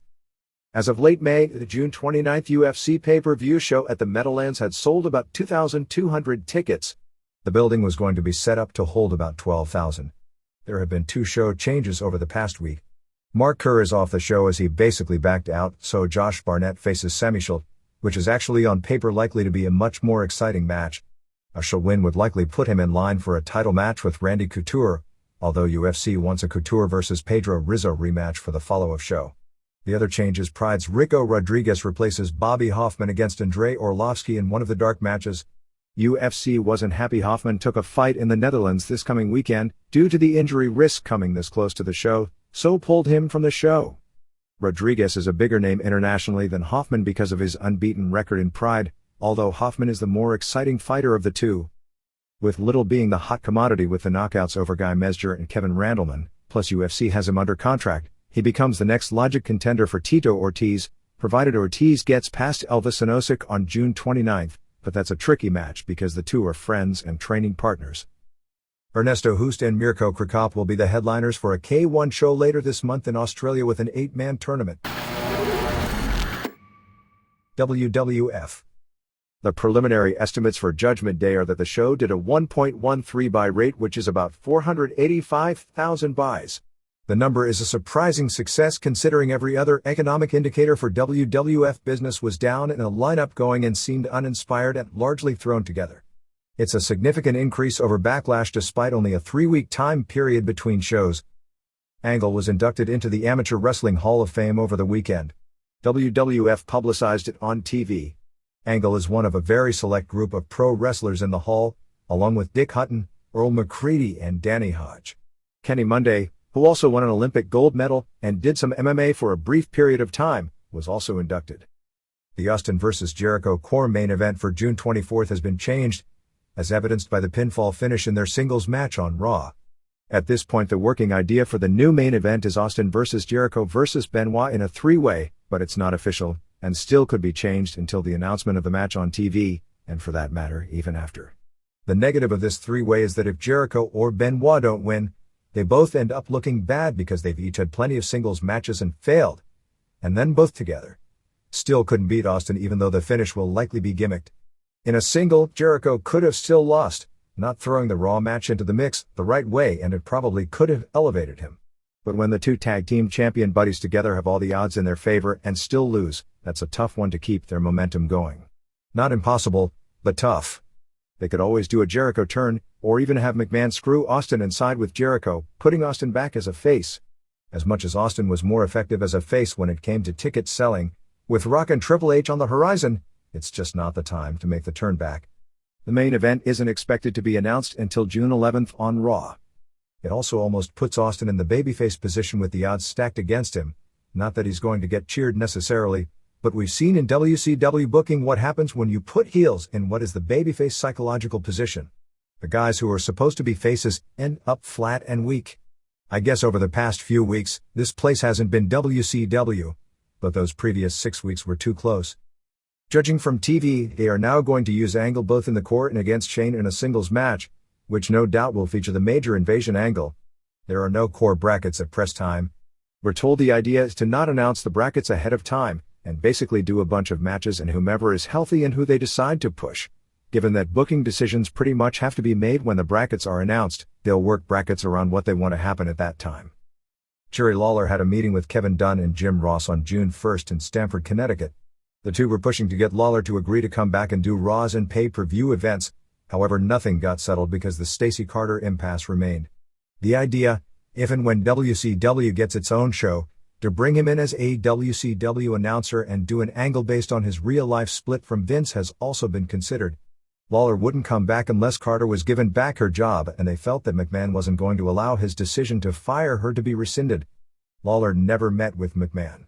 The fact this got out, as the three parties agreed to keep the meeting secret, was an embarrassment in that nothing was resolved that couldn't have been resolved on the phone, and it's going to have a negative backlash to those who think Paul Heyman was doing a good job.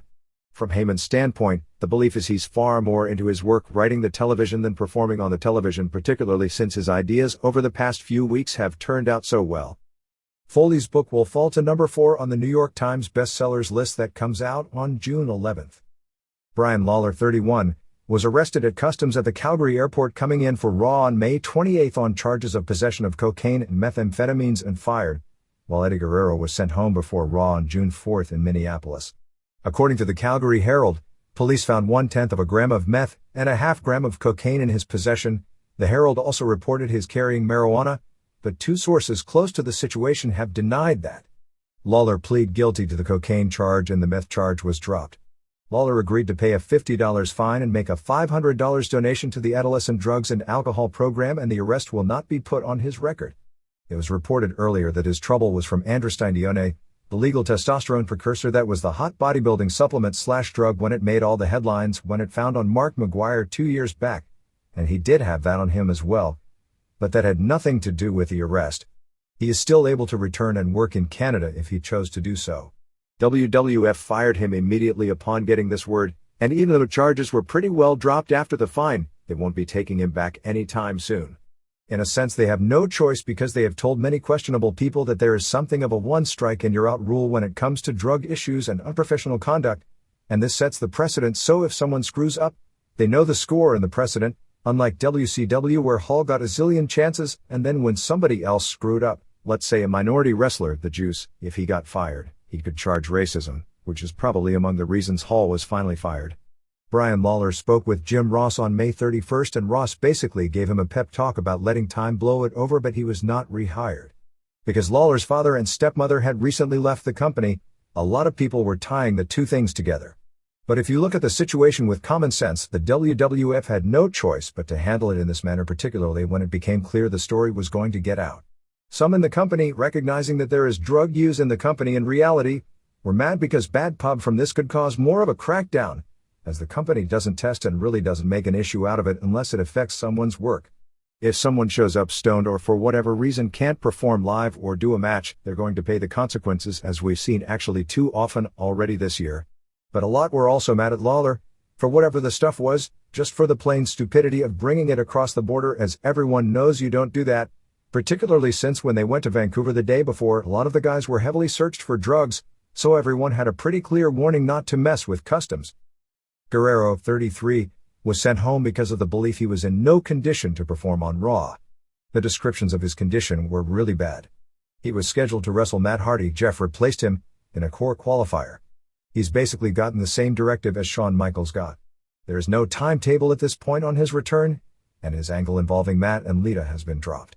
Guerrero has been somewhat injury-plagued ever since coming back too soon after a very serious auto accident on New Year's Eve of 1998.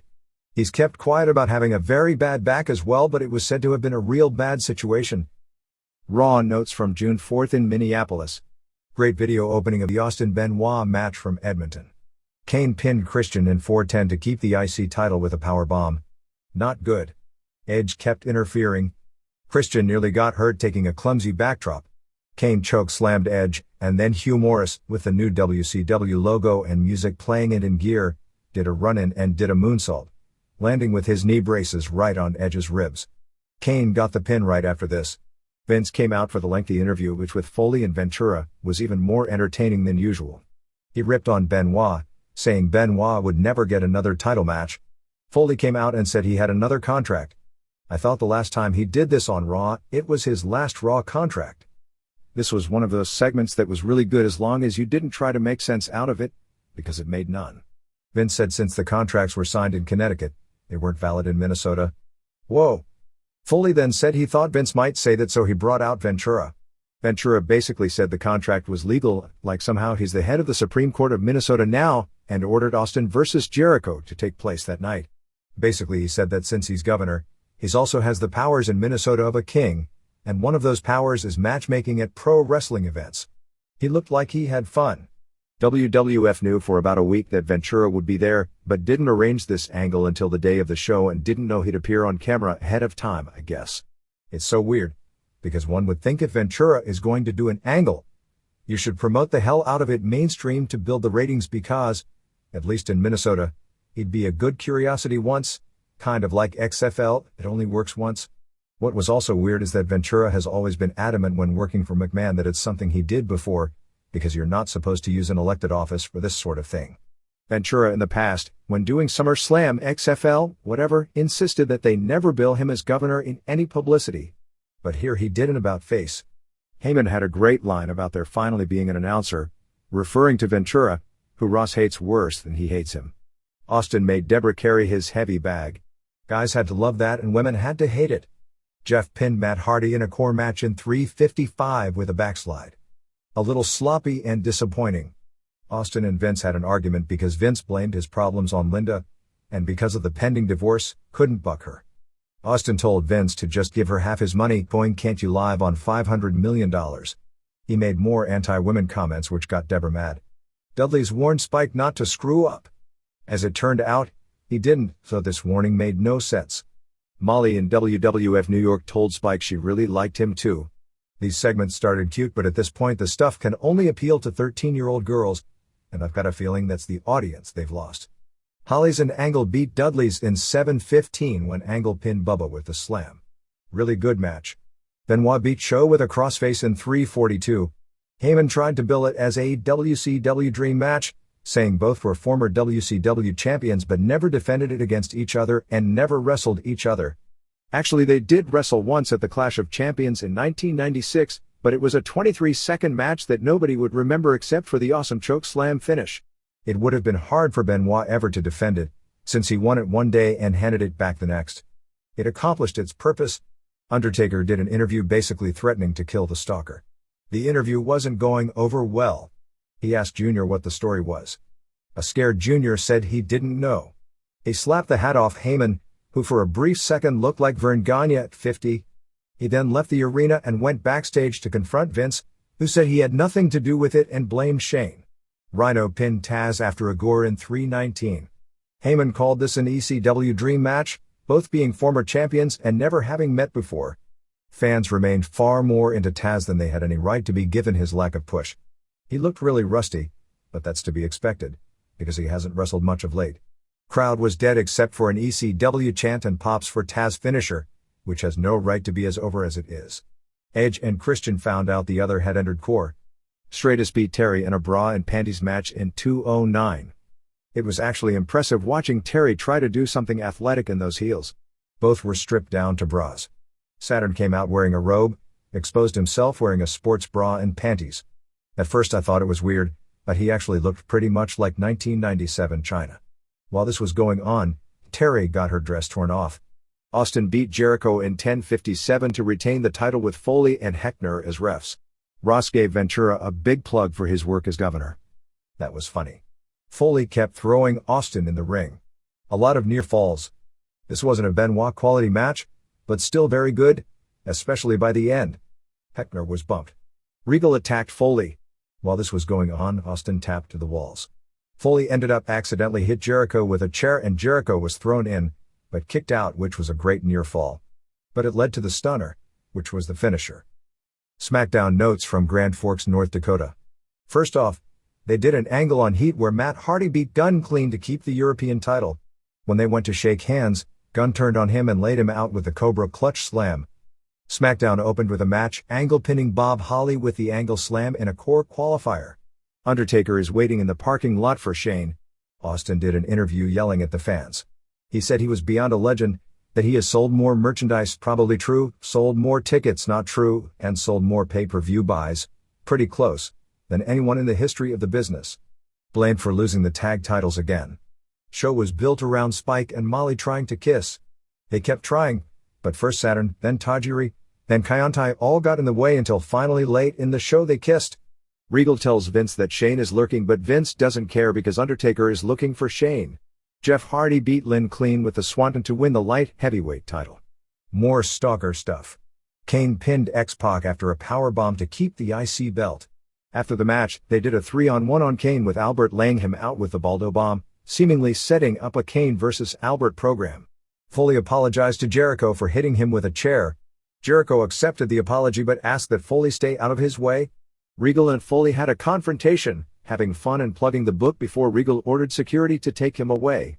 Test tells Shane how great the WCW invasion is doing. What a kiss ass.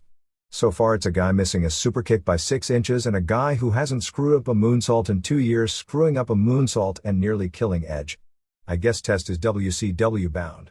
Dudley's beat Malenko and Saturn with a 3D on Saturn. Undertaker attacked Shane until Kane pulled him off and told Undertaker that he didn't think Shane was behind the stalker stuff.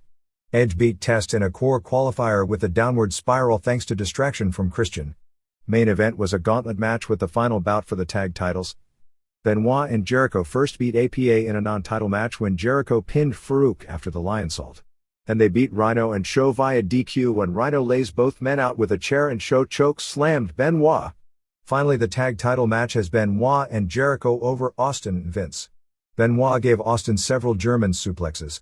Austin gave Benoit another face-first gourdbuster on the table. Finish saw Austin first give Benoit a stunner, then he gave Jericho a stunner, but when he turned around, Benoit cradled him for the pin. People magazine had a nice article on Foley in the June 11th issue, Jennifer Aniston / Brad Pitt / Britney Spears / Justin Timberlake / Julia Roberts / Benjamin Bratt cover. The story probably concentrated too much on his Mankind character, which is something that is really part of the past, and in his career, the Cactus Jack character did most of the wild stuff. He was Mankind during the Hell in the Cell match with Undertaker, but for the past few years he's really been Mick Foley to everyone. Foley's big quote is that there are better writers in the world, and better wrestlers in the world, but he's the most successful wrestler-writer of all time. Booker T officially completed his contract buyout from Time Warner, so he should be ready to sign a WWF deal, if he hasn't actually signed, and will be ready to start up as soon as they want to use him. The others who are expected to follow him in this are DDP and most likely Billy Kidman. Because Page has so much money involved in his Time Warner deal and on a 50 cents on the dollar buyout is giving up significant income, the timetable of his coming in isn't necessarily going to be as quick, although they expect him in at some point, and it's not a dead issue that he'll be part of the July 22nd pay-per-view. Scott Steiner would likely do so after he's medically cleared to return to the ring. SmackDown notes from the May 31st show from Edmonton. The timing of the Benoit and Jericho push couldn't have been more perfect, with TV from Calgary and Edmonton where it was guaranteed they'd get the huge reaction. The crowd made them seem like superstars when they came out. The one thing that has become so tough in making new breakthrough stars in the WWF is the mic skills of the established stars. People like Vince and Austin are so great on interviews that it takes not the delivery and cleverness of an Triple H, Rock, Angle or Foley just to stand with them and not get overwhelmed. Shane, forgetting that lame interview in San Jose, was totally overshadowed by his father in their in-ring confrontation where Big Show turned on Shane several weeks back. Because today's fans constitute super promo power as something needed for a star, it's going to be tough for Benoit, because for him to make it, they need to be able to concentrate on match quality as being just as important. Jericho is a good talker, but there is something not smooth, I guess is the term, about how he goes into his catchphrases as compared with Triple H, who is smooth on delivery, or Rock, who is just amazing at naturally flowing into the catchphrases. Even with the crowd loving Benoit as the hometown hero and Jericho, there was something with McMahon and Austin and ring presence. Notice the show was real tightly edited, which meant the taping went long. I've enjoyed the Spike/Molly stuff because of its campiness, but that deal where Spike told Molly, "I really like you," just came across as too fake. Jericho angle was very good. Those two are always good together. Raven gets the best matches out of Rhino of anyone in the company. The hardcore match, which short, was 2 cuts above the usual hardcore match because they came up with new spots instead of the repetitive hardcore stuff that just seems to be time filler. X Factor vs. Hardys and Guerrero was also good. Guerrero's current character is tremendous because really nobody knows what he's doing. I think people expect him to turn, but want him not to, and Matt's jealousy of expecting it and it not happening will makes for a good story. Austin vs. Benoit was an excellent match. Few could see it, but Benoit was practically working the match with one arm because of how weak his right side is due to what is believed to be a pinched nerve in his neck, which has nothing to do with the working rib injury they have been using since the table match for psychology purposes. He's been having problems with his right arm and his neck since the TLC match on May 20th, which has gotten progressively worse. When he got treatment, they told him the damage went back well before that. He gets shooting pains down his right arm when he lifts or wrestles, and has done little or no lifting, mainly limited to one-arm movements with his left arm, for a couple of weeks. When he goes to the gym, he concentrates on cardio, which is unusual for him since he actually normally doesn't do cardio but uses a fast-paced weight workout as his conditioning. The pain is said to be there, but not unbearable, but the MRI showed no rotator cuff or ligament problems and he's expected to get treatment this week to alleviate a lot of the pain, which may include a cortisone shot. They edited about 4 minutes out. According to those who saw the match live, most of it was early submissions being worked, including shortening a Boston Crab spot. One notable spot taken out is Benoit escaping a Boston Crab by getting one leg loose and doing an enzui-jiri. There was a Boston Crab spot that aired on television, but it was the second Boston Crab spot. The first one, which included Austin putting his knee on Benoit's head while putting pressure on the hold, was edited off. Most of what was edited off was from the first 10 minutes of the match. It ended up airing at just under 20 minutes. They also chopped some time off at least a few of the other matches and an Edge interview was totally eliminated, although that may have never been planned to air since he renounced being Canadian to make sure he wouldn't get a lot of cheers in his match with Kane, so it wasn't as if because they went way long in taping, they took it all out on the main event. Atmosphere was super. Psychology and selling were super. I almost thought this was a textbook world title match in that instead of doing every move in each's arsenal and getting their moves in, they made moves count and the match stood out in a sense from a usual great TV match because people will remember the 4-way sharpshooter reversal and the 10 German suplex spot. It's tough to do things differently with a heel champ that you want to get over, and a cheap heel DQ ending would have hurt the match, but they need to watch about that screw job McMahon interference finish in the Austin title matches.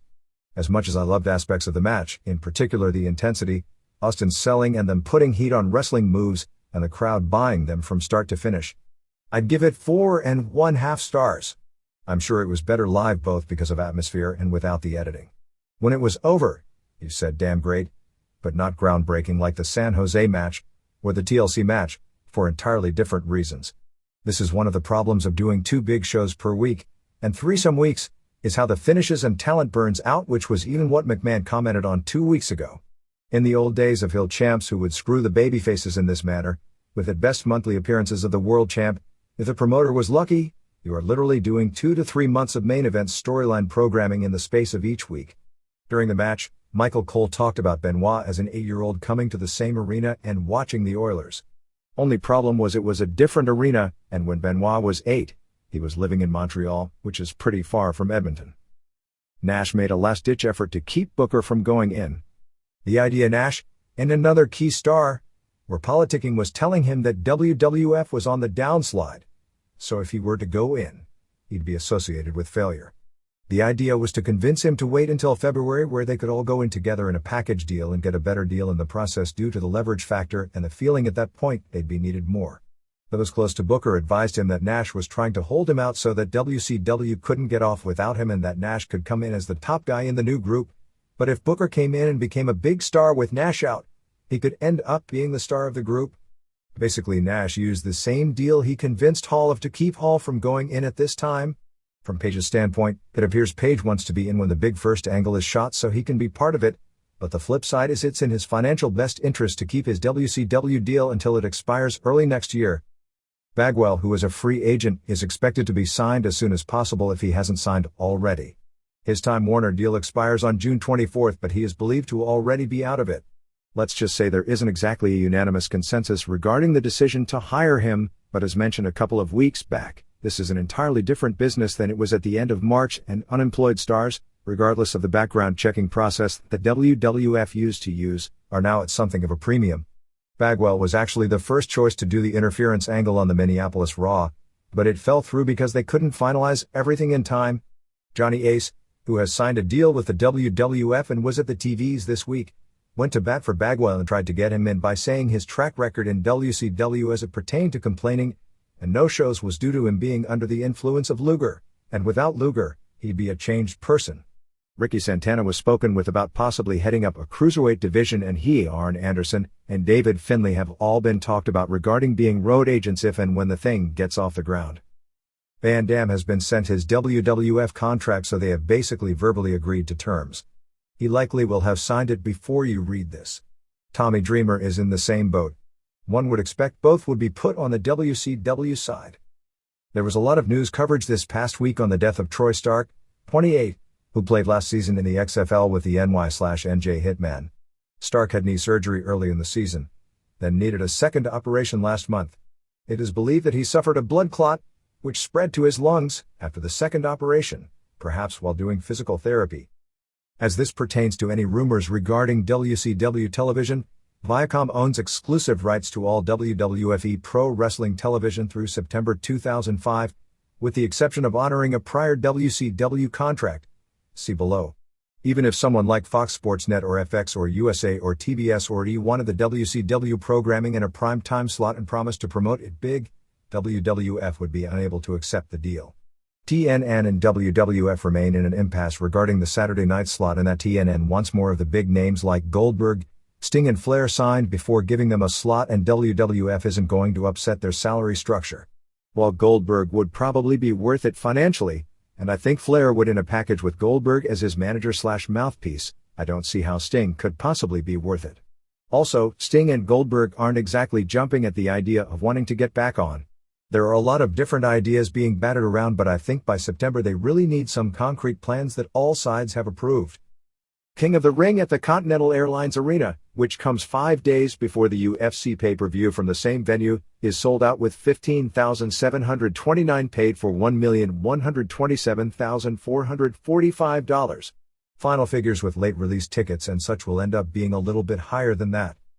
The story on WCW Classics on Turner South is that the WWF owns all WCW footage ever taped. Exactly the ownership of whatever remains of 70s and 80s footage from the old Jim Crockett promotion or old Georgia Championship Wrestling tapes, I'm not clear, but WWF would own everything after late 1988. WWF does not own the rights to the Bill Watts Mid-South footage, nor does it own rights to the ECW footage, although many expect they will buy those rights at the bankruptcy proceedings for ECW. When WWF purchased WCW, one of the existing contracts the company was with Turner South for the WCW Classics show. The contract runs until 2005. Turner South has the rights to continue the show up until that point, or cancel it if it chooses. The Calgary Sun had an article about the Hart family split. Stu was quoted as saying, "I was glad I went. I've never had any arguments with anybody in the wrestling business." Hart was given the Order of Canada in Ottawa on May 31st. The basic upshot of Vince's meeting with Bruce is that Vince told Bruce to give him a business proposal on his idea of making Stampede into another OVW-like developmental territory, trying to sell that it would be more cost-effective because costs are less in Canada, and left it at that. X-Pac was almost not allowed to perform in Edmonton. The commission doctor test on his blood pressure came out high, but they worked things through. WWF is perhaps over-paranoid about the net based on this story. Storm was told at just about the last minute he'd be doing the show. The idea was that since he was in Calgary and everyone knew he was meeting with Ross, that his being at the building would cause no commotion. If Booker, for instance, was used first, people might see him at the airport or wrestlers might see him and the word might be out that Booker was there. They actually had Lynn get Storm's gear from his car so nobody would see him do it and make a connection. Some Ross Report notes from the week in my comments. He noted that Triple H is going to spend the next 4 weeks in Birmingham working on rehab. One thing you have to say about Triple H. He is as 24/7 dedicated to this profession as anyone, and his success is earned. It's a business where the smart prosper, and he's very smart and has worked hard. Everyone knows the flip side. But if you look at his string of pay-per-view matches over the past 2 years, you have to credit him with working hard, especially since in many of those matches, he was working all banged up. It's funny, but watching his interviews, you can see in him some very positive qualities and that he doesn't seem like he's down, and he's just looking at this as a new storyline. And while he'll be missed, there is a silver lining to all this because it forces the company to elevate new people, and when he comes back, theoretically, as a babyface, he should be stronger than ever as a personality. Rikishi had his shoulder surgery on May 31st with Dr. James Andrews in Birmingham. He repaired a dislocated shoulder. He's expected back in 3 to 5 months. Scotty 2 Hotty had his first match back on May 30th at the OVW TV tapings.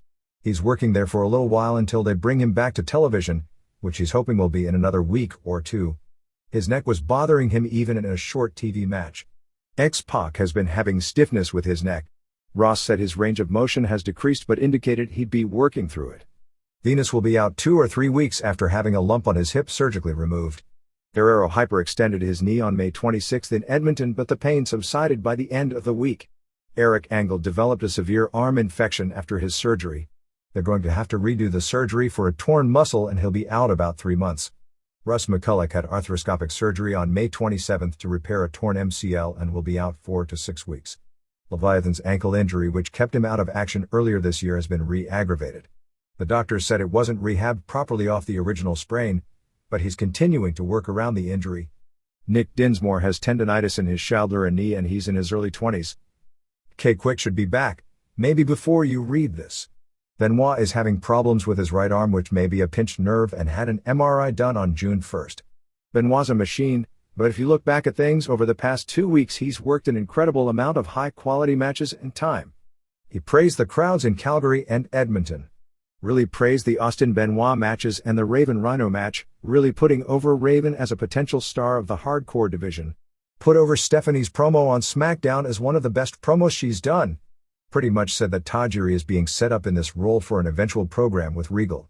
Storylines like that are usually best if they are given a lot of time, as if the fans want the match long before they actually deliver it. At this point, aside from wrestlers, almost nobody, ace the noted exception to this rule with new writers, production people, road agents, referees, ring crew, have been hired for the new WCW. There is no point, since when the project gets the green light, the people can be hired very quickly. But there is a lot of nervousness among non-wrestling personnel since few people, if anyone, have heard anything since their original meetings, which for those in Atlanta, is now more than 7 weeks ago. Foley, who will be on TV semi-regularly from this point forward, was added to referee on June 16th in Toronto because the advance was so disappointing. He should be back as a regular on television shortly. The idea is that one of the wrestlers who isn't booked each week will be sent to Memphis to work the shows and help train the talent. David Flair's deal, a developmental contract for OVW, is close to being finalized. Expect a lot of talent shuffling in the developmental regions so guys can get used to work with a new crew and learning, similar to the old days when young wrestlers would spend 6 months to a year in one part of the country, then move on, and in doing so, would learn a new style and learn from new people. The stalker voice is that of Vince McMahon's. The website thesmarks.com broke the distortion. Even without it, just listening to it, I guess because I've heard Vince talk for 30 years now, I thought from listening close to the cadence that it was clear who it was. That doesn't make Vince the stalker, any more than Ole Anderson was the Black Scorpion, which is kind of the angle this was taken from, which is not exactly high praise because that angle is often credited with sabotaging Sting's first reign as NWA champion. Producers have said that the Tough Enough show will be the vehicle to break Al Snow into stardom. Apparently he steals the show with how he works with the students. Another sign of the times. After running regularly at the huge Georgia Dome, The next WWF appearance in Atlanta on July 9th has been moved indoors to Phillips Arena for the Raw show. On the Superstar show, they did a recap with the storyline for Raw being that Vince screwed Benoit right in front of the Hart family. What was most interesting is that they showed a recap of the 1997 Survivor Series where Vince screwed Bret Hart. To show just how obsessed Vince seems to be, he wore the exact same outfit in Calgary that he wore 4 years ago in Montreal. Unforgiven pay-per-view will be in Pittsburgh on September 23rd, No Mercy on October 21st in St. Louis, and Survivor Series on November 18th in Toronto. Angle's autobiography is complete and is scheduled to be released on September 18th. Foley has a one-on-one interview with Michael Landsberg on TSN's Off the Record scheduled for June 15th. That's the date of the interview. The air date will probably be a few days later. At this point, there have been no negotiations open to bring Ken Shamrock back. Shamrock is still under contract to Pride, although there are expectations he will at some point attempt a return. The reason no crowd shots were done at the Capitol during the SmackDown Your Vote deal at the Capitol building in Minnesota is because there were less than 40 people, and that includes WWF employees and media, there. Some OVW notes. They shot an angle when they taped SmackDown in Louisville involving Undertaker and Leviathan for their June 27th match. Jim Ross appeared on the show the day after that taping and did a TV angle announcing the match and interacting with some of the wrestlers, leading to an announcement that Angle would be coming in as a babyface getting revenge for his injured brother against the Disciples of Sin. With Eric Angle injured, I'm guessing Angle will now team with Ron Waterman in the tag match on that show. Randy Orton has shot past almost everyone in the company as being one of the closest to being ready. His improvement in a short period of time becomes more amazing by the week. They did an angle where Kenny Bolin ran down Bob Jr. to set up Bob Jr. coming in to be in his corner opposite Bolin. Ross was so impressed with Orton that he said on TV that he thought Orton would someday be in a WrestleMania main event. Right now, the guy most ready all around is Rico Constantino, who would be a great addition with a proper build-up if there will be a separate WCW. Although Flash and Dinsmore are better workers, because of his size and potential charisma, I'm not sure Damaja would have a better shot in WCW. Problem is he's got a good look, and he's clearly a good athlete who has improved fast, but there's nothing that breaks him from the pack yet if he were to go somewhere, whereas Constantino has a certain heel charisma that does. Without a separate WCW, the roster is so log-jammed with the new WWF guys under contract, that really none of these guys would be expected to be brought in anytime soon. Lesnar and Benjamin are developing charisma and now get much stronger crowd response. Ross actually talked to them like they could be one of the all-time great tag teams like the Briscoes, Funks or Andersons many years down the line. WWF brought them to the Raw in Minneapolis, since both were college wrestling stars at the University of Minnesota. Ventura came out to manage them in a dark match win over Scotty Zappa and Marcus Maximus, area indie worker Magna Maximus. That was probably a good local publicity stunt to give them a rub, since everything Ventura does gets publicity in the Twin Cities. Lesnar always gets a huge pop for the shooting star press finisher, but wearing Golden Gophers colors and with Ventura out there, this got far better than your typical dark match reactions.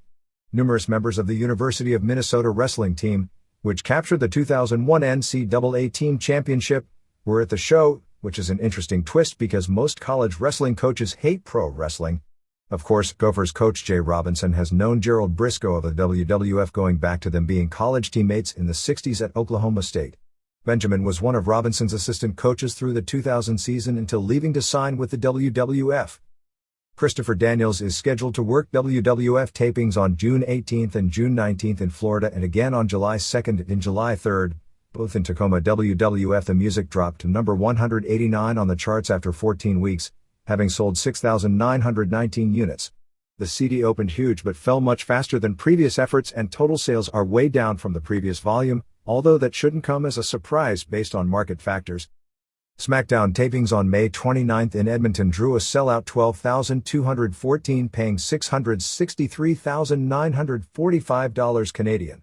June 3rd in Winnipeg drew 9,524, paying $403,404 Canadian.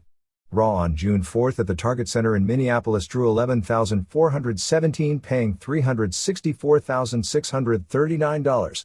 Merchandise for the week was $221,361 in US dollars, which is sort of misleading because two of the show were Canadian, and with a weaker dollar, it hurts the figure when transferred to US funds, as well as the per cap average for the week, which was $6.68 per head. Winnipeg did well because it was Austin versus Jericho, the hometown hero in only his second appearance ever for WWF in Winnipeg. Another reason the crowd was so strong is because it had been almost 2 years, August 21 ST/99, since WWF ran the city. The gate was the all-time record for the city, but that's due to ticket prices being so much higher.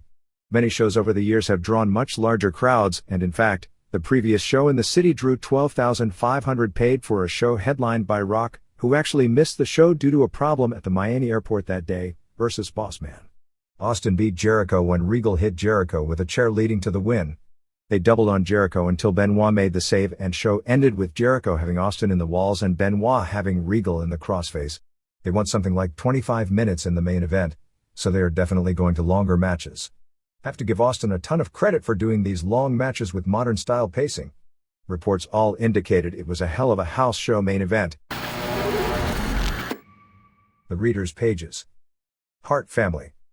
The family isn't as divided as you think. It's really just my brother Brett, who bears this grudge and is trying to compromise the rest of our family because of Montreal.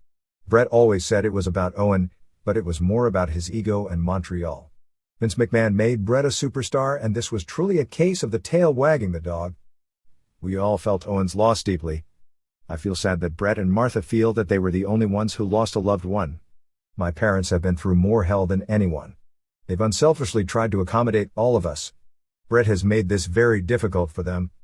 I thought Stu appearing on Raw was long overdue. A meeting with Vince McMahon was long overdue. Stu is the patriarch of our family, not Brett. If he had been able to speak his mind as he should have been able to after Owen died, maybe this family would still be whole. Brett, Vince was just giving you a receipt, Calgary finish, for the black eye in Montreal. I think it's more fitting that Vince chose this route rather than suing the hell out of Brett, which he positively could have. Just as Brett is allowed to voice an opinion, so should Bruce and I be allowed to stand up and be counted for in the wrestling business. I hope that we have a long and prosperous friendship with the McMahons, and I'm sorry if anybody is opposed to this. Contrary to what you said about our family being sad and having issues, most of the sadness we've been dealing with has been brought on by Brett's obsession with Vince. Brett was more than unhappy that my dad was at the matches. He was livid. He showed a total lack of respect toward my father, who was the man responsible for making wrestling what it is in Western Canada. If anyone is entitled to the respect that the people in Calgary demonstrated, my father is. My father is an 86-year-old man who has very few positives to look forward to these days. Having the wrestling world behind him was like a shot of adrenaline to him and meant a great deal to him and my mother both. Shame on Brett and Martha for trying to make my parents feel like they were compromising Owen's death. This has nothing to do with Owen at all. My dad earned that right running a wrestling business for 50 years and supporting the kids who aren't supporting him. My poor father paved the way with Stampede Wrestling for Brett and others. Brett wasn't working on his book on Monday. Rather, he was at the big house, screaming obscenities at my poor beleaguered mother, who was caught in a very difficult position with Martha and Brett against the rest of us. Brett portrays himself as a martyr and a hero. He's a self-serving bully who doesn't know when to quit.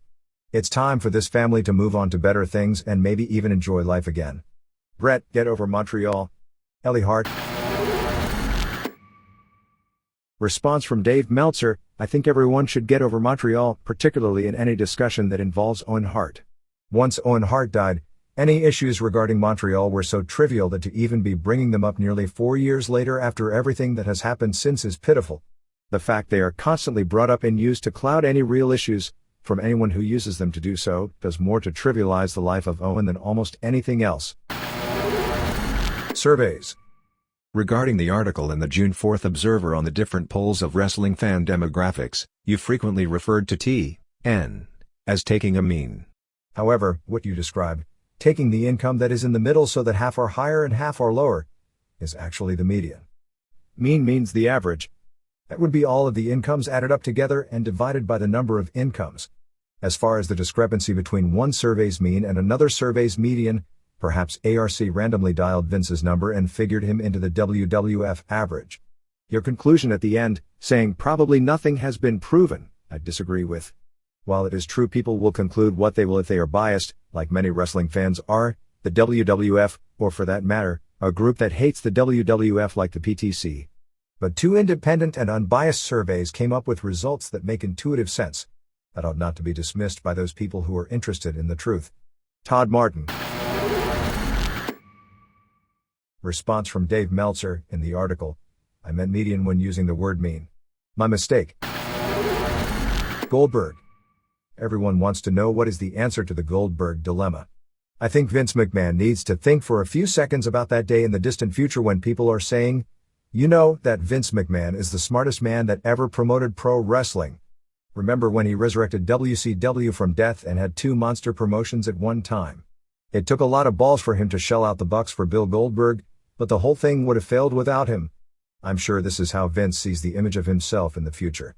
But can you imagine the fans of tomorrow saying, wow, Vince McMahon had the world in his hands and because he made a monumental dumbass move, his business fell to the wayside. I'm sure Vince doesn't see this as a realistic picture of the future, but think for a second about this. Remember when Hulk Hogan left the AWA and became a legend in the WWF? Everyone to this day will tell you what a colossal dunce Verne Gagne looked like for not having Hogan under lock and key. Vince is not immune to idiotic maneuvers. I just hope that in the future, this isn't looked at as the biggest one in history, and led to another fall of the wrestling industry. Greg Sterner. Response from Dave Meltzer. The Hogan situation is entirely different on many accounts. First, Hogan wouldn't have signed a deal with Verne because he was probably making more money with New Japan than he ever made with Verne. Second, Goldberg isn't going to work for opposition to the WWF and spearhead a promotion going head up with him that has a chance to be a factor if he doesn't sign him.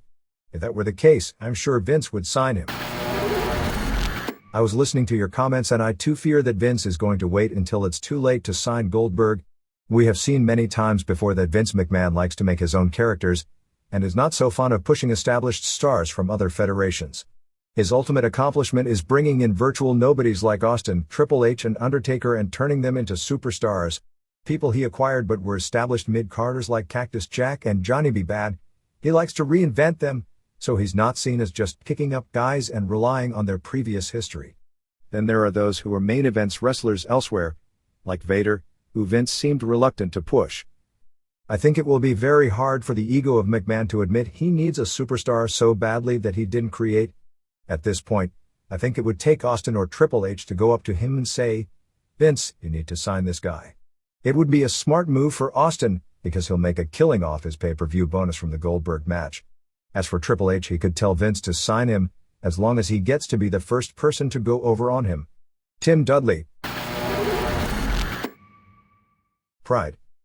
Over the last few months there's been a lot of talk about MMA purists hating worked matches on Pride and other shows. But it's pretty obvious that it's the worked matches or the matches with pro wrestlers that often draw the majority of the fans. The purists hate this with a passion and sometimes just don't understand that it's a business.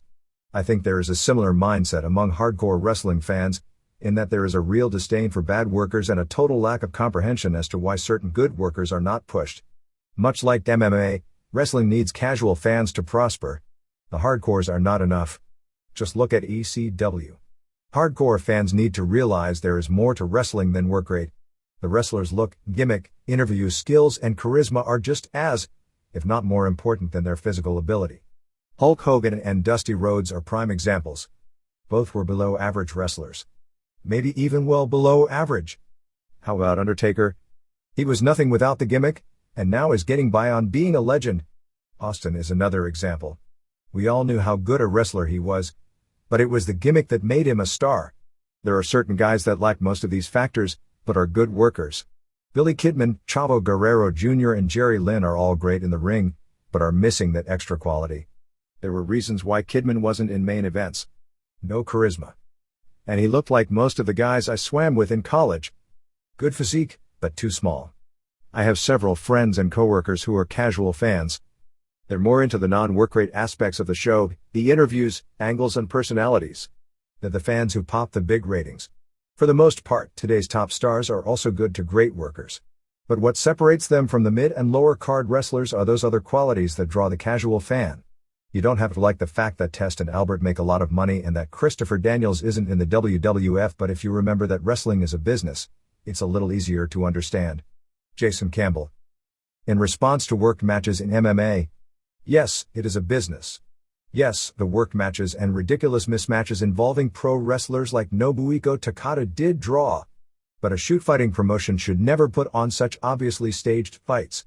Credibility is still important in the fight game, because in the end, We watch actual athletic competition for just that reason, competition. We want to know if Royce Gracie or Frank Shamrock is the better man.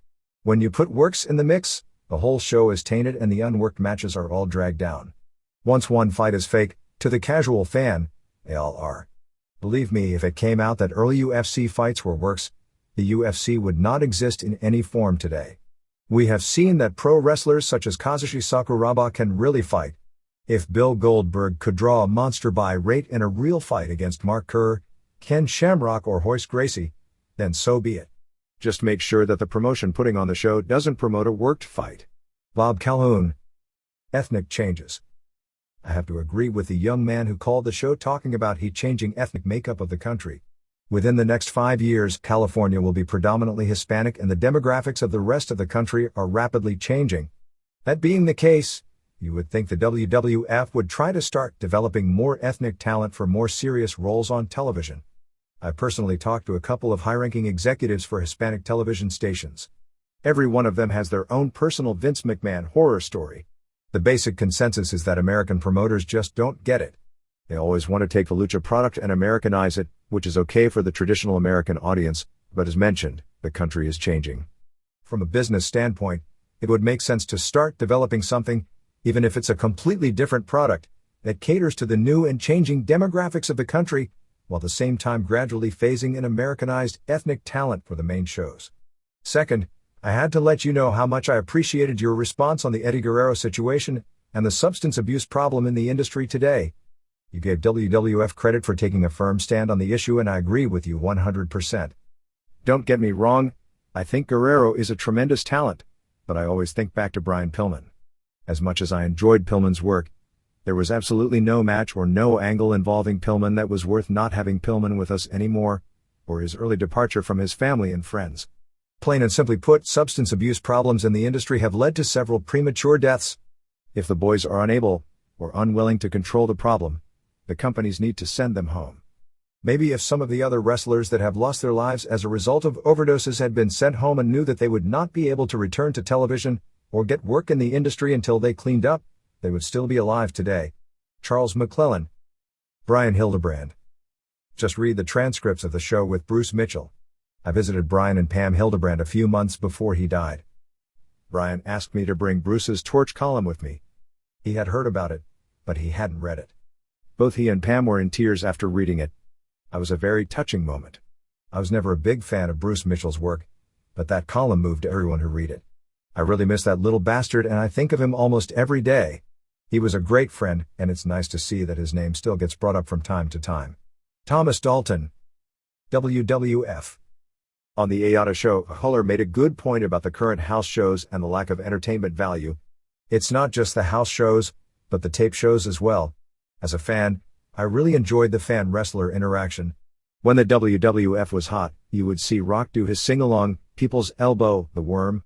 It was one of those things where the fans felt they were part of the show. I remember going to Raw in New York and seeing Rock and Austin work the crowd into a frenzy. You felt like you weren't sitting there watching a regular show, but you played some kind of a small role. I remember seeing my little cousin Pop in a Raw tape, pointing out all the times we'd chant with The Rock. It's the little things like this that make a fan feel as if they're getting their money's worth. The WWF simply doesn't do it anymore, and I can't understand why. Edge, Christian and Kurt Angle would do those great skits, but they've been reduced. Whenever they would make fun of the local sports team, you enjoyed the fact they mentioned your hometown in front of a national audience. If they could only bring back that part of the show combined with the great wrestling we've been seeing, I think this would help the ratings. It just seems that WWF has become too serious and reduced the fun. Hopefully we can see more of Angle, Foley and Regal in skits. The WWF is coming to Toronto and nobody cares. House shows at Sky Dome, even when business wasn't hot elsewhere, always drew pretty well. Even with Foley as special ref, tickets aren't selling. When I ask my friends if they want to go, they say they don't because they aren't entertained by the product. They'll love the longer matches on TV, but that's just TV, not a live event. The Rock's ability to entertain is sorely missed. It wouldn't hurt the WWF to bring back catchphrases and stupid moves like the People's Elbow. I think Heyman has done a great job on Raw, and it really showed during the Benoit vs. Show match. The match really wasn't getting over to the live crowd, and if Lawler was still around, he'd spend his time talking about the bra and panties match that was coming up. But Heyman was trying to get Benoit over as hard as he could, and seeing that's going to take quite a bit, I didn't miss Lawler at all.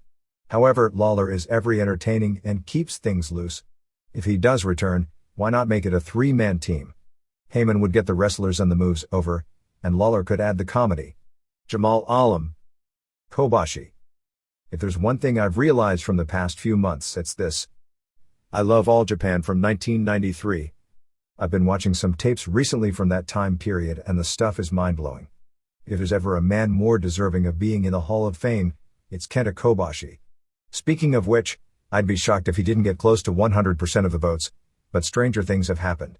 I remember saying that Shawn Michaels was the greatest performer of our generation some time ago. Michaels was a great one, but he wasn't what Kobashi was in his prime. Kobashi may have been the greatest worker of all time. It really makes me sad to hear what's happened to his body.